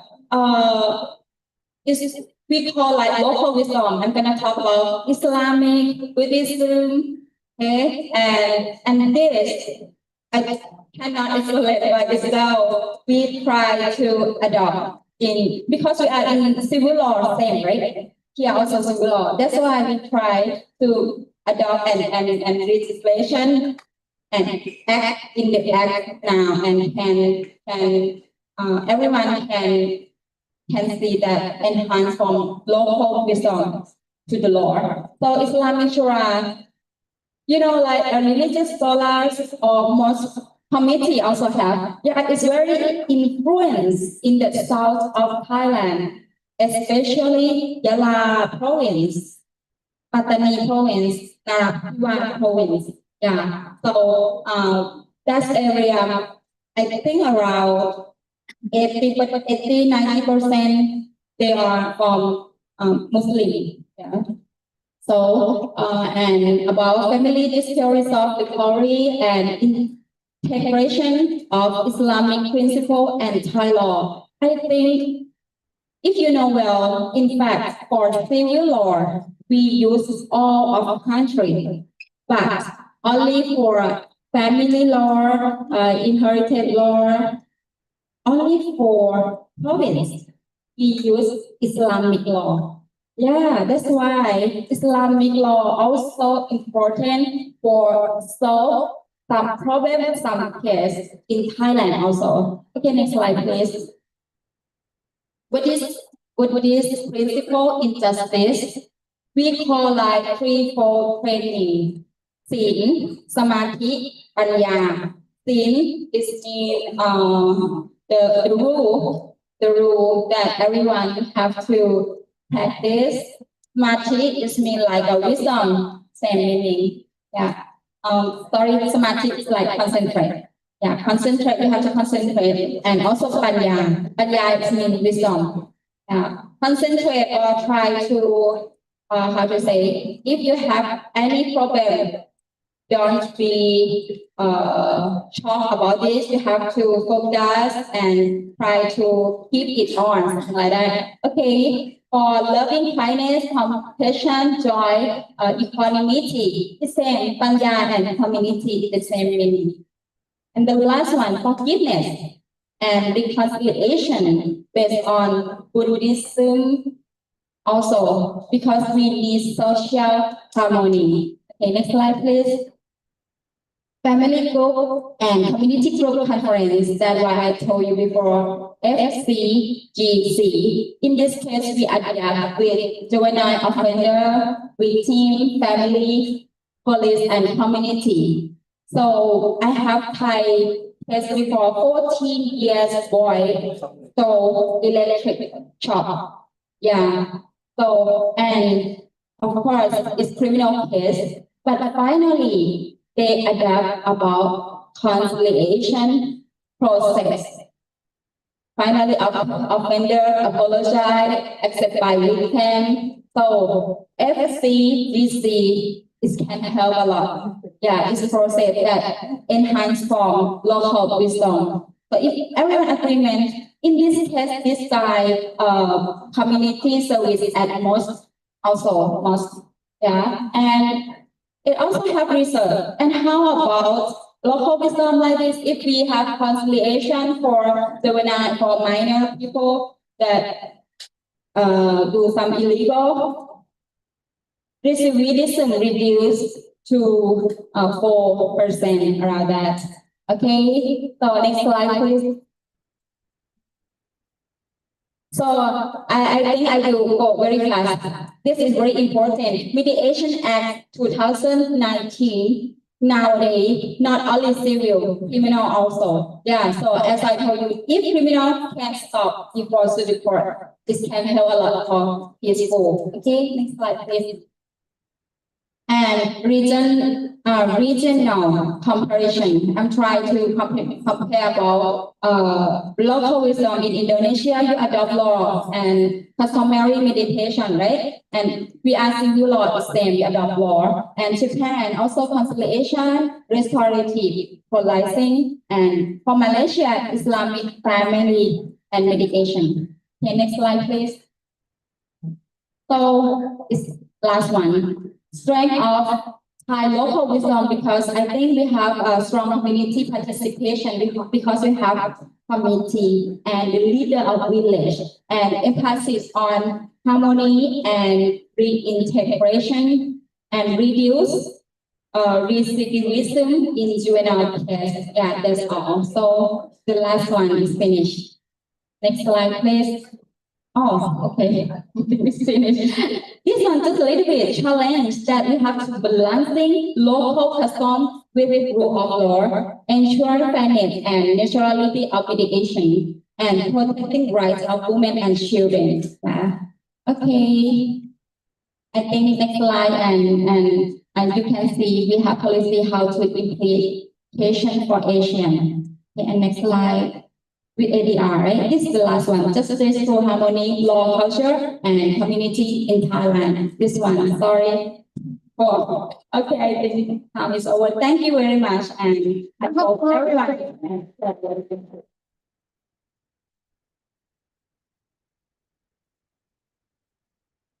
That was a brilliant presentation by our beautiful Miss Nacha here, and I suppose we are very delighted to have her here. It's just that we have limited time, so we are so very sorry to cut you or make you haste with the presentation.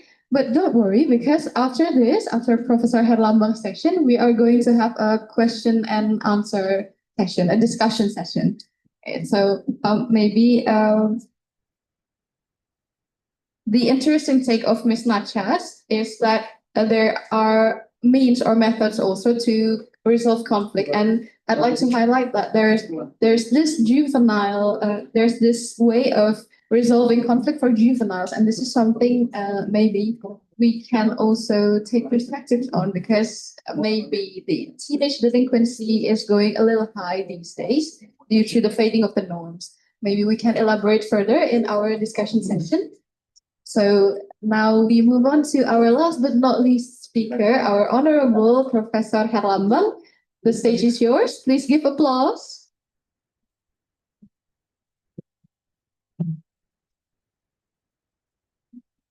Assalamualaikum warahmatullahi wabarakatuh. I think I'm not make this discussion very long. And before we start, it's better if I say pagi, all of you say pagi, pagi, pagi. Okay? Okay. Selamat pagi. Okay. That means every day is pagi, it's morning. We should be not tired. It's start from the morning. Okay? Okay.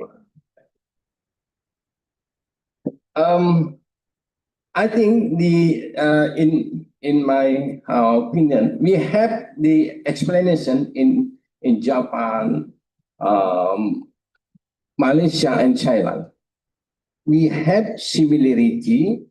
Of course, some of the similarity about the local wisdom. The first, I try to understand why we should be use the local wisdom. If we learn the law from the beginning of the Faculty of Law, all of the knowledge transfer from the West culture. And they say the aim of the law, the spirit of the law, is a justice and legal certainty. This is true. I hear from the Malaysia, Thailand, the Japan, we talk about harmony. That is, harmony is similar with justice and legal certainty, or is different word.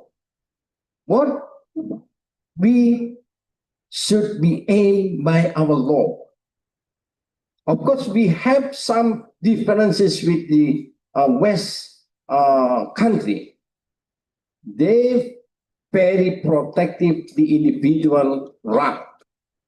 But in some time, if we talk about local wisdom, all the people, like in Japan, we try to not make a conflict among us in citizens. That means the individual right should be not, the community right is better from the individual right. Is that right? No? Yeah, this is, we should be think about that, especially in Indonesia, in each country, like the Malaysia, in Melayu country. And another country, if we talk about indigenous people, we talk about harmony of the society, of the community. Justice based on, maybe based on the individual justice. We don't talk about the community, the bigger, more than individual. Today, I'd like to make some information about in Indonesia legal wisdom. You know that Indonesia very multicultural country and many of religion. That situation will make some conflict arose. Next, maybe next, the kind of, this is, we have kind of conflict.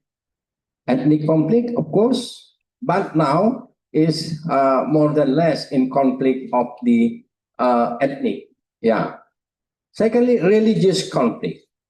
If we don't very careful handle the conflict, this is become a dangerous for our country. Yeah, and after that, of course, domestic crime. Why domestic crime arose? Because we have some culture, patriarchat culture, macho culture. This, in criminology term, this will become the domestic crime. This is the conflict. It's better if we use local wisdom. If we use in Indonesia, we say that adat, the peradilan adat code, customary code. It's better use the customary code or adat peradilan adat. Yeah, if we compare, use the state code.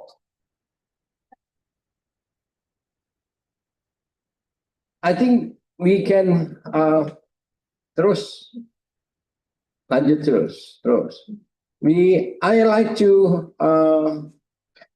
explanation about in Indonesia we have more ethnic or adat. Sunda is bigger ethnic in Indonesia, and I take the research in the Sundas people. Silih Hampura. Terus the end. Okay. Terus. Okay. This is a Silih Hampura. You know, in Melayu we have a petuah pitutur, yeah, something guidance word for the people, yeah, from the child. Our parent introduce us to the guidance word. We call that petuah. Yeah. In Baduy, in Sunda ethnic, they have a nature origin ethnic. We call it Baduy. They have some model, like in Philippines, Bodong. In Sunda, we have Silih Hampura. What is Silih Hampura? Way of working is very similar restorative justice. Yeah, Silih Hampura is maybe is similarity with restorative justice done by peradilan adat. Of course, we have many kind of restorative justice in Indonesia. Restorative justice designed by police, designed by prosecutor, designed by court, but restorative design by our people in local wisdom is more better. Silih Hampura, various type of criminal will implement it to solve the conflict of many kind of criminal act. We have Pancasila. Pancasila is the value of Indonesian people. Of course, all of Indonesia people believe the value in Pancasila, the way of life of Indonesian people. Silih Hampura, if we're looking many of value in indigenous people in Indonesia from Sabang to Merauke, this we can find that in the value of Pancasila. If you like to resolve the conflict, you should remember that you should believe, then need help for our God. God in Indonesia is follow our activity, including the activity to solve the conflict. This is the first value, believe in the God. And secondly, of what we should protect the humanity and the civilization. And the third, we have value the multicultural, ethnic, and belief and religious. After that, of course, we have value of the social justice, not only the individual justice. In Sili Hampura, the first non-content the Pancasila deliberation for consensus. We need is main way is consensus. Musyawarah in Indonesia. Sili Hampura use the consensus to resolve the conflict. Okay, and after creating peace, what we do in society only create the peace. We need peace. We like the peace, not peace. Peace. Okay, okay. And after that, family behavior pattern of attention to victim. We should be protection the victim. One of weakness in criminal procedure from the West country, we don't talk about victim. Victim less information and protection regulated by criminal law procedure. But in local wisdom, in peradilan adat, the victim protection is more protection by the law. Okay, and after that, in the priority of the conflict resolution in peradilan adat is apologize. Apologize is very important. Then the man take responsibility what he doing. He know he wrong. He know he makes some faults. But in state regulation concerning the criminal procedure code, or somebody have right to consult. What that mean? Everybody should be think he is not guilty before the court decided that he guilty. Presumption of innocence. But in peradilan adat, we have customary, if we do something wrong, we should be recognize that we have do something wrong, and we take responsibility for that action, and we make some apologize. This is different with the state or West criminal procedure. Next.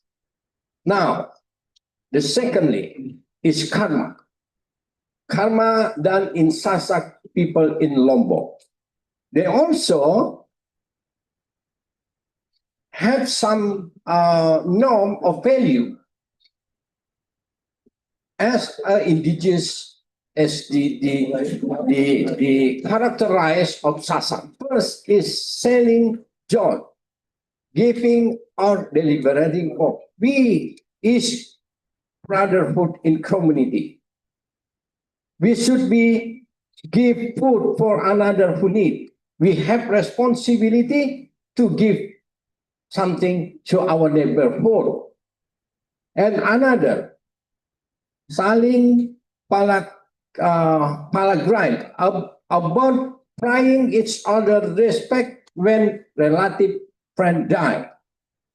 We should be have to show our respect if our neighborhood is die or have some problem.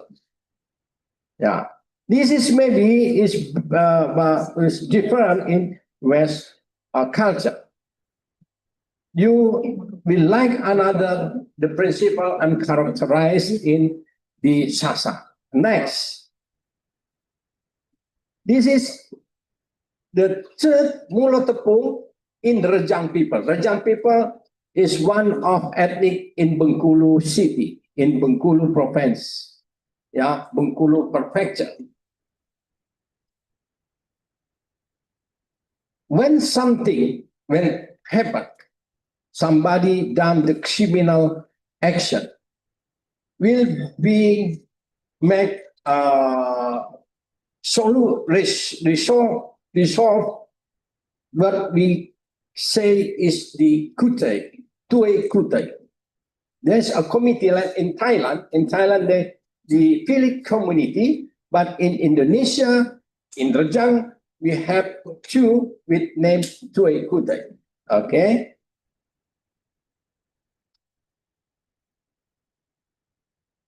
Yeah.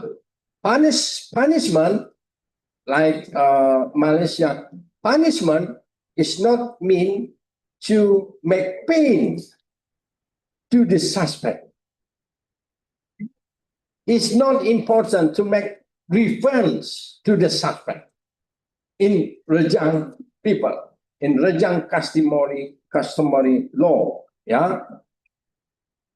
Okay, next. We have some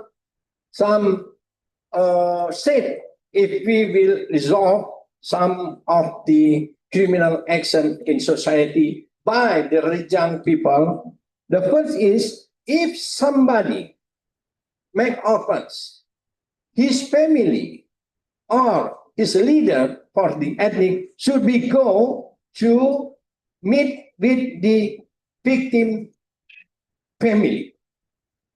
After that, second, appropriate time visit the victim family with Bokwa Ibn. They have traditional vehicle to show that in Indonesia we call that lambang adat. The symbol of adat should be taken if you go to visiting the victim. That means if you take the Bokwa Ibn, you say, as you saw, we like to resolve this criminal disorder by the customary law. This is the symbol that we like to try resolve this with customary law. And what is we say when we go to visiting the victim family? In Rejang, we call that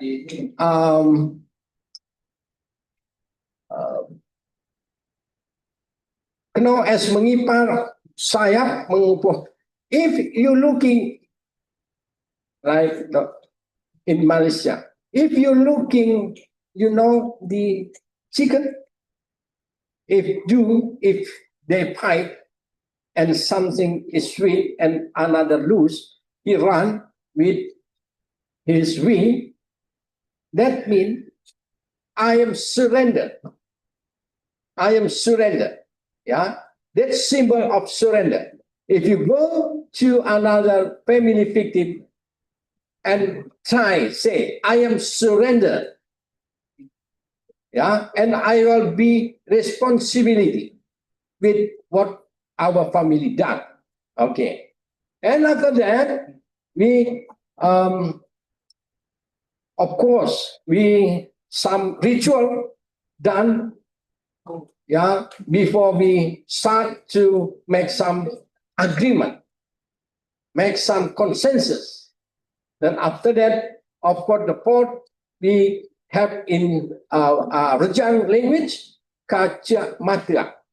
Kita akan membawa, I will use Indonesia tu, jadi kita akan bawa semacam keraca atau bawaan lah untuk keluarga yang kita datangi sebagai korban. Fifth, implement peace in ceremony held effective. Why is important? The ceremony. Rejang people is most Muslim. They should be mengambil doa. Seluruh persoalan tahapan yang dilakukan itu diakhiri dengan doa bersama. Doa untuk keselamatan, minta perlindungan kepada Allah Subhanahu wa taala dan pernyataan maaf kepada manusia. Itulah akhir dari proses yang dilakukan dengan adat Rejang. The last, terakhir, lanjut. Musyawarah Adat Mufakat Raja Bengkulu. This is based on Melayu customary law in this Bengkulu city. We have village community with village committee that named Mufakat Raja Bengkulu. Every village they have a leader. Three kind of leader. The first we call in Indonesia penghulu adat. The man who his knowledge about adat is very famous. Secondly, penghulu syariah, who know about many regulated about syariah or the Islamic law. And third is cendekia, the man who have knowledge. The three parties, this is a leader of the member of committee will resolve the offense in society. Yeah, the committee name is the Mufakat Raja Bengkulu.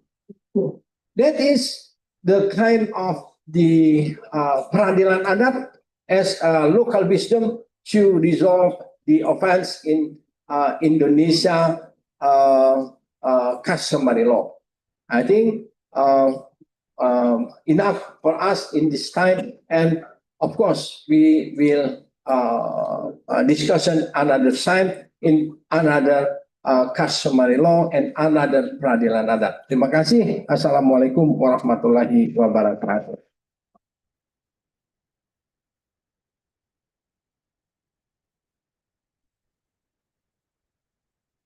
Great. Thank you very much, Professor Herlamba, for the presentation. And I suppose we have even more perspective on local wisdom now, especially what Professor Herlamba had delivered is something closely related to our surrounding. It's about the community of local people in Raja, in Bengkulu.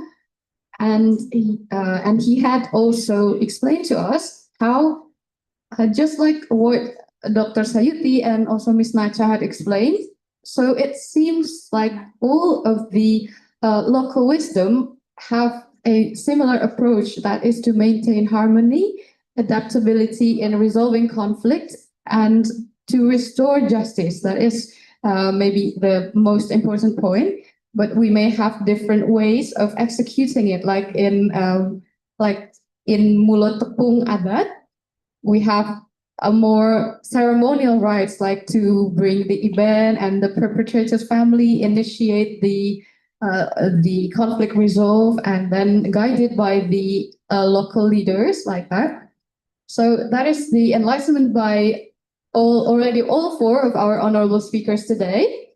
And shortly we will begin the discussion or question and answers session. Please be ready with your questions. And for those who wants to ask, kindly raise your hand and mention your name and also student number if you're from the students of Faculty of Law, Universitas Bengkulu especially. But before that, since this is already the end of the seminar session, please give a big round of applause for our event.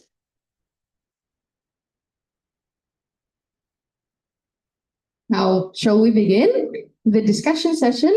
We will take in about three questions first. We will collect them. Please raise your hand and we will collect the questions. And also, please address to whom you are asking, maybe to Prof. Herlamba, Ms. Nacha, or Dr. Sayuti, right? So if it's understandable, the first three questions. Okay, the first one, maybe Mr. Ahmad Wali, our lecturer.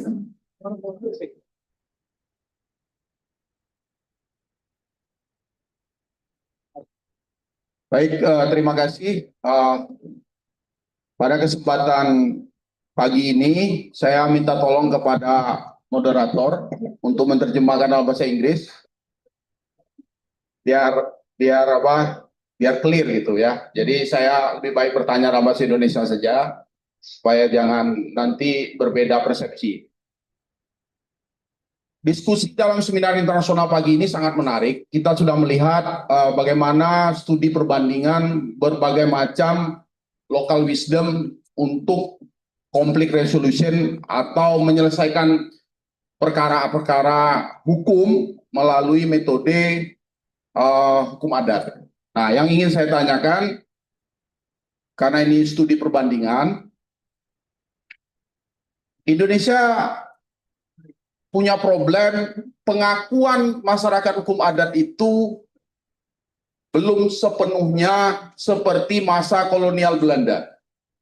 Jadi Belanda itu sebenarnya lebih manusiawi dalam memperlakukan hukum adat dibanding pemerintah NKRI sekarang. Nah, adat itu bisa hidup kalau ada tanah adat yang didiami oleh masyarakat hukum adat. Seperti Pulau Enggano yang masih relatif utuh sekarang. Tapi itu juga konflik antara masyarakat hukum adat dengan sistem pemerintahan desa yang berada di bawah pemerintah Indonesia sekarang. Jadi di Enggano itu jadi dualisme juga. Nah, jadi pada kesempatan hari ini kita mendiskusikan hukum adat ini menarik karena adat ini kan sebenarnya sistem pemerintahan pada masa lalu. Nah, kalau Malaysia dan Thailand tidak ada problem. Kenapa?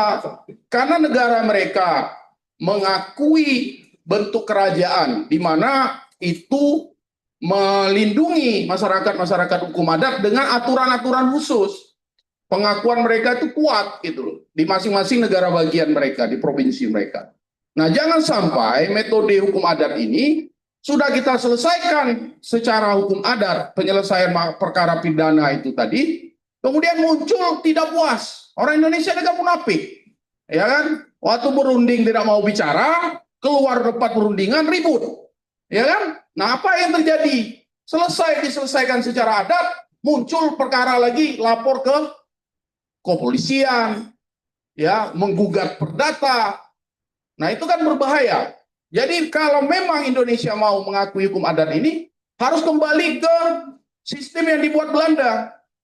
Orang diberikan pilihan hukum.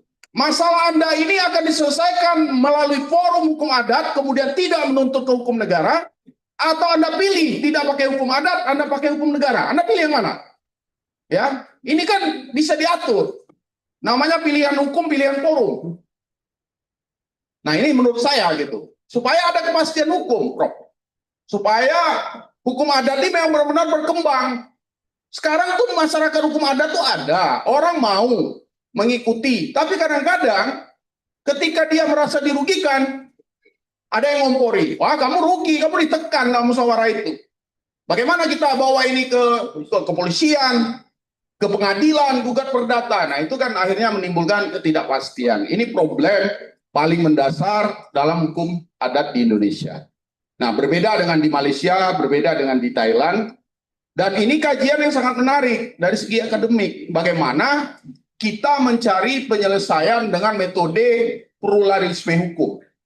Bagaimana di suatu negara, di suatu daerah mengakui berbagai macam jenis hukum dan jenis forum hukum yang bisa dipilih. Tetapi harus diberi pilihan secara tegas, ya, sehingga orang dengan sadar menundukkan dirinya kepada hukum adat atau kepada hukum negara dalam penyelesaian perkara tersebut. Demikian, terima kasih. Assalamualaikum warahmatullahi wabarakatuh.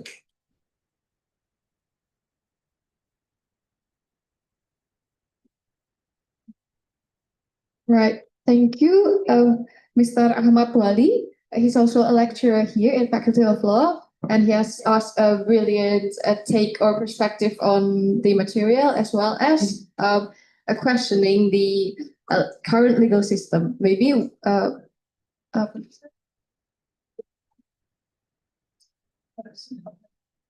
that's the first question. So we will take another question. Who wants to ask? Okay, we limited to 3 questions first. So already got one. We have 2 left for the first session. Okay, maybe after Prof. Sirman, we would have one of our students first because he, okay. Ya, baik, terima kasih. Assalamualaikum warahmatullahi wabarakatuh. Saya Sofyan Siregar, mahasiswa baru kedokteran S3 doktorat ilmu hukum, sama dengan ketua kelas kami tadi, mohon diterjemahkan juga karena saya agak susah berbahasa Inggris ini. Bisanya cuma bahasa kawur sama bahasa Batak, jadi susah kan. Baik, terima kasih kepada seluruh narasumber, Pak Lambang dan dua narasumber yang lainnya. Yang ingin saya tanyakan, seperti apa pelaksanaan local wisdom ini, karena ini narasumbernya dari Thailand, ya tentunya di Thailand, sama di Malaysia. Apakah memang sudah didukung oleh struktur pemerintahan yang harmonis antara sistem pemerintahannya, sistem administrasi hukum dan pemerintahannya, dengan hukum adat yang ada di sana, atau seperti apa? Jadi kami mohon diberikan gambaran. Dan kalau boleh, nanti diberikan case atau kasus apa sebenarnya yang sudah pernah dilakukan dan kasus itu bisa diselesaikan dengan hukum adat tadi. Terima kasih. Wassalamualaikum warahmatullahi wabarakatuh.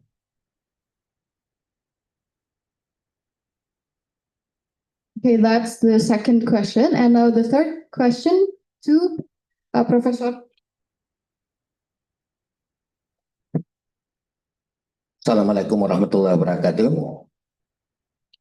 Allow me to give you information about my status. I am a lecturer Islamic law in Faculty of Law. I teach in Faculty of Law since 1989 until now. Special, my competition Islamic law. In this seminar, I am interested to follow about the consist of from the old position from Malaysia, Dr. Muhammad Sayuti. Unfortunately, I can follow your presentation full because I had just give exam to candidate strata 1 degree. And then first from Miss Nachapantis, yeah, he give to us about the information system of law, how to solve the problem case in Thailand.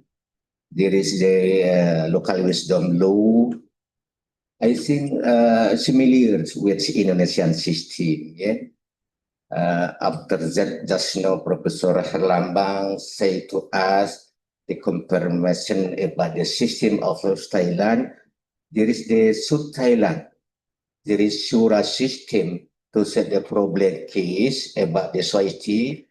And Indonesia, especially in Bengkulu city centers, there is a system to solve the problem society when there is case about the family law, about the community law, and the other case.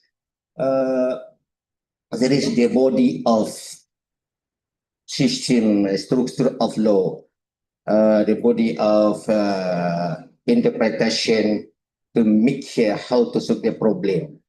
It is the call the meeting of customer, meeting of the cluster of people, the leaders of each.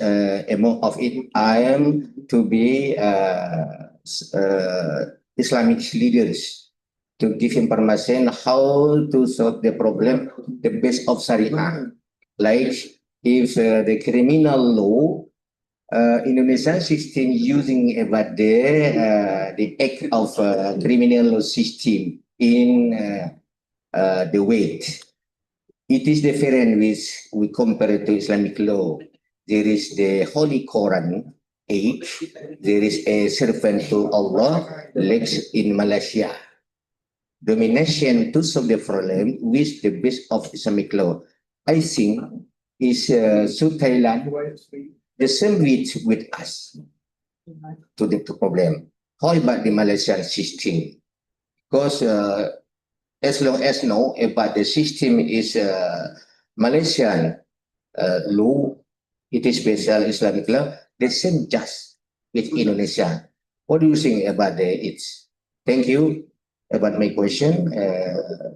Deputy Miss Nasan for giving information about the state of law because I have give to my student study with yours about the how to compare about the halal food and Thailand and Indonesian food. The best of Syariah of Indonesian compared with system in Thailand because there is Buddhist and Jewish system of law. Give me information how to improve, how to give dynamism system of law in order harmonization can do it for us to not give disharmonies. Tell me with us. Thank you for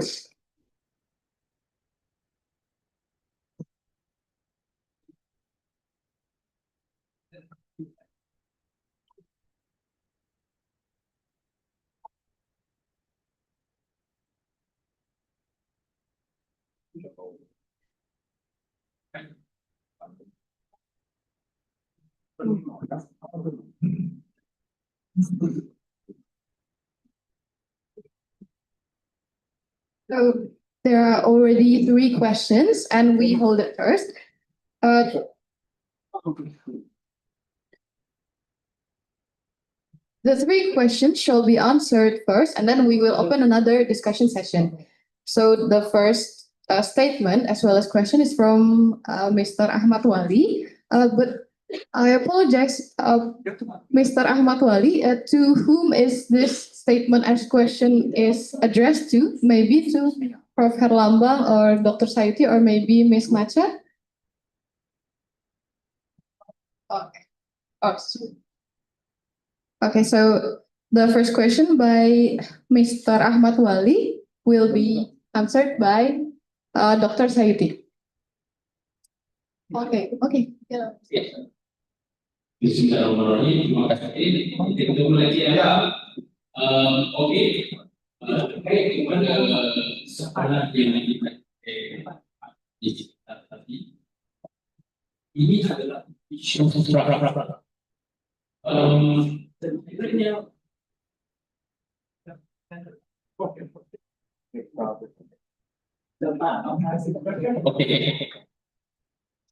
Okey, sekiranya ia adalah isu struktural maksud kepada tirasi tempoh terhadap maka from the very beginning until the end should be ada. Tak boleh separuh tirasi separuh tidak. Atau pendekatan yang lebih baik adalah mengharmonisasikan kedua-duanya. Kerana kita khawatir kalau dalam rule of law kita takut jadi double jeopardy. Double jeopardy bermaksud di bawah hukum adat beliau telah dihukum sekali lagi, di hukum nasional itu dia dihukum sekali lagi. Itu yang bahaya. And it against human rights. And it against local wisdom. So pendekatan yang lebih baik adalah sebetulnya sekiranya betul-betul mengiktiraf hukum adat, ia harus diharmonisasikan ke dalam national law. Itu adalah lebih baik. Bermaksud it will be transformed to be part of national law. Dan itulah proses. Kerana kalau contoh yang New Zealand saya nyatakan tadi, mereka telah ada increasing recognition of Maori value into national law. In fact, kalau lihat di New Zealand contohnya, mereka di dalam akta mereka mengiktiraf Maori.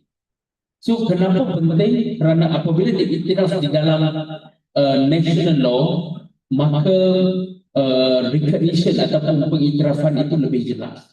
Sekiranya tidak jelas pengikirafannya, maka berlaku seperti Pak Ahmad Wali nyatakan tadi. Sudah ada hukum di hukum adat, tetapi masih tidak berbuah hati, bawa lagi ke national system, jumpa kepolisian dan sebagainya. Jadi sampai bila-bila pun isu tak selesai. Yang pertama. Berbalik kepada mahasiswa yang kedua,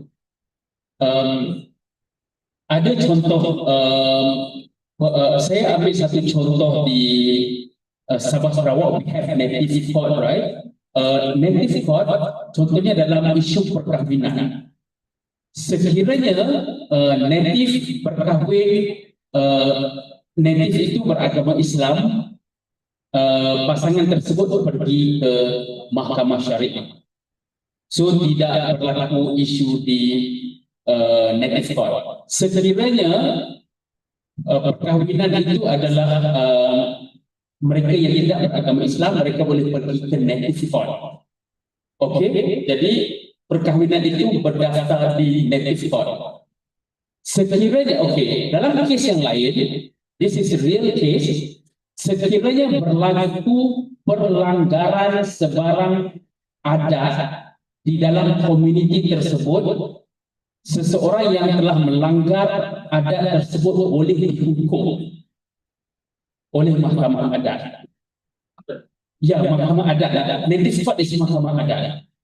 Ya, dia ada proper sistem. Saya boleh cadangkan kepada anak-anak mahasiswa, sekiranya mahu membuat komparatif, boleh compare dengan mahkamah adat di Sabah. Very systematic. In fact, di Semenanjung, we are looking to the standard that has been implemented at mahkamah adat di Sabah dan juga Sarawak. Kerana sistem adat itu diiktiraf dengan lebih jelas di Sabah dan Sarawak. Okey, bergerak kepada soalan Prof tadi. Okey, di sini ada sekiranya di sinilah ada kaitannya pembentangan saya sebentar tadi dalam proses untuk kita menilai local wisdom. Selain daripada adat yang saya nyatakan tadi, ada dua perkara lain yang saya turut tekankan, iaitu Islamic value dan juga human right principle.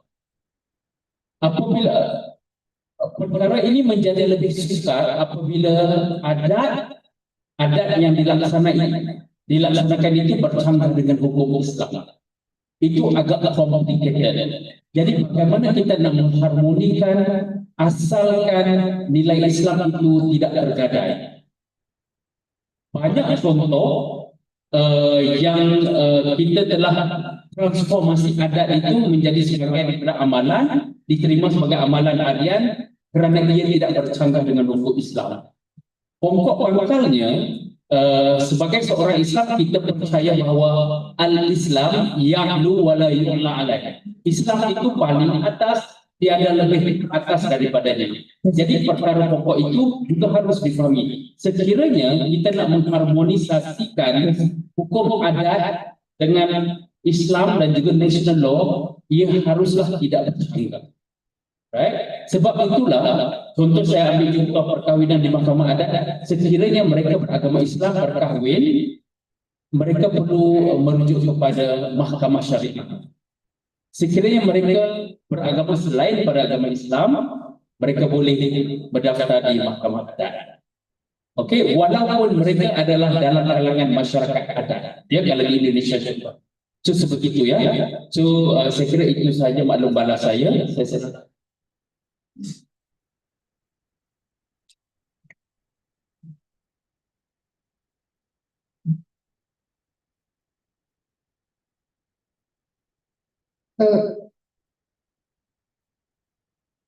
Thank you. That's the answer from Dr. Sandy. And Ms. Nacha would also like to give her perspective for the question by Mr. Ahmad Wali. And I shall repeat or summarize the question again. The question was about the problem in Indonesia that we still have some kind of conflict in implementing our local wisdom. We have reached local wisdom here, but due to the current legal system, the way we implement it is still halted or it's not fully able to be implemented because the current legal system, especially in procedural law, doesn't really accommodate how we resolve conflict like the way local system would. So maybe you can give a perspective about, or even advice about our legal system, how to improve it. And Mr. Ahmad also ask about what about the choice of law? It seems like a better solution, but choosing the law, like we can choose the adat or local wisdom law instead of maybe the normal state law. So maybe just give the perspective and a little advice for us how to improve our legal system regarding the problem of not being able to fully implement the local wisdom. Thank you for translating the question. And sorry because I don't understand native speaker. For the question is how to talk about the if we want to accommodate, right? So that's mean for my perspective, I can say local wisdom in Thailand before also was only, but since I told you 2019, like endorsed by law for mediation 2019, and after that is widely very quickly, because under Ministry of Justice we have Life and Liberty Department Office, and Life and Liberty Department Office relocated in every province.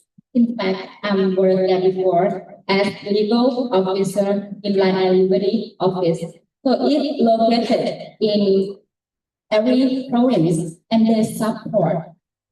I'm told you local wisdom already have, but government go in and tell, hey, if you want to set some center or group of civilization, we legislation new law, mediation 2019, and the registration, and I can share to you more. In fact, they get some money for work like this. Yeah, and I think maybe under Ministry of Finance, but doesn't mean we have the list of the consolidator, and the qualified should have only 1% get certificate about the course how to be consolidator in the fairness way, something like that. Maybe I can share perspective from Thailand, how to enhance about wisdom, local wisdom to the justice system. Okay. So that's the perspective from Ms. Nasha. And maybe Mr. Ahmad Wali, maybe is that enough, the answer? It's been answered, so I think maybe that's enough. You can answer another question. Oke.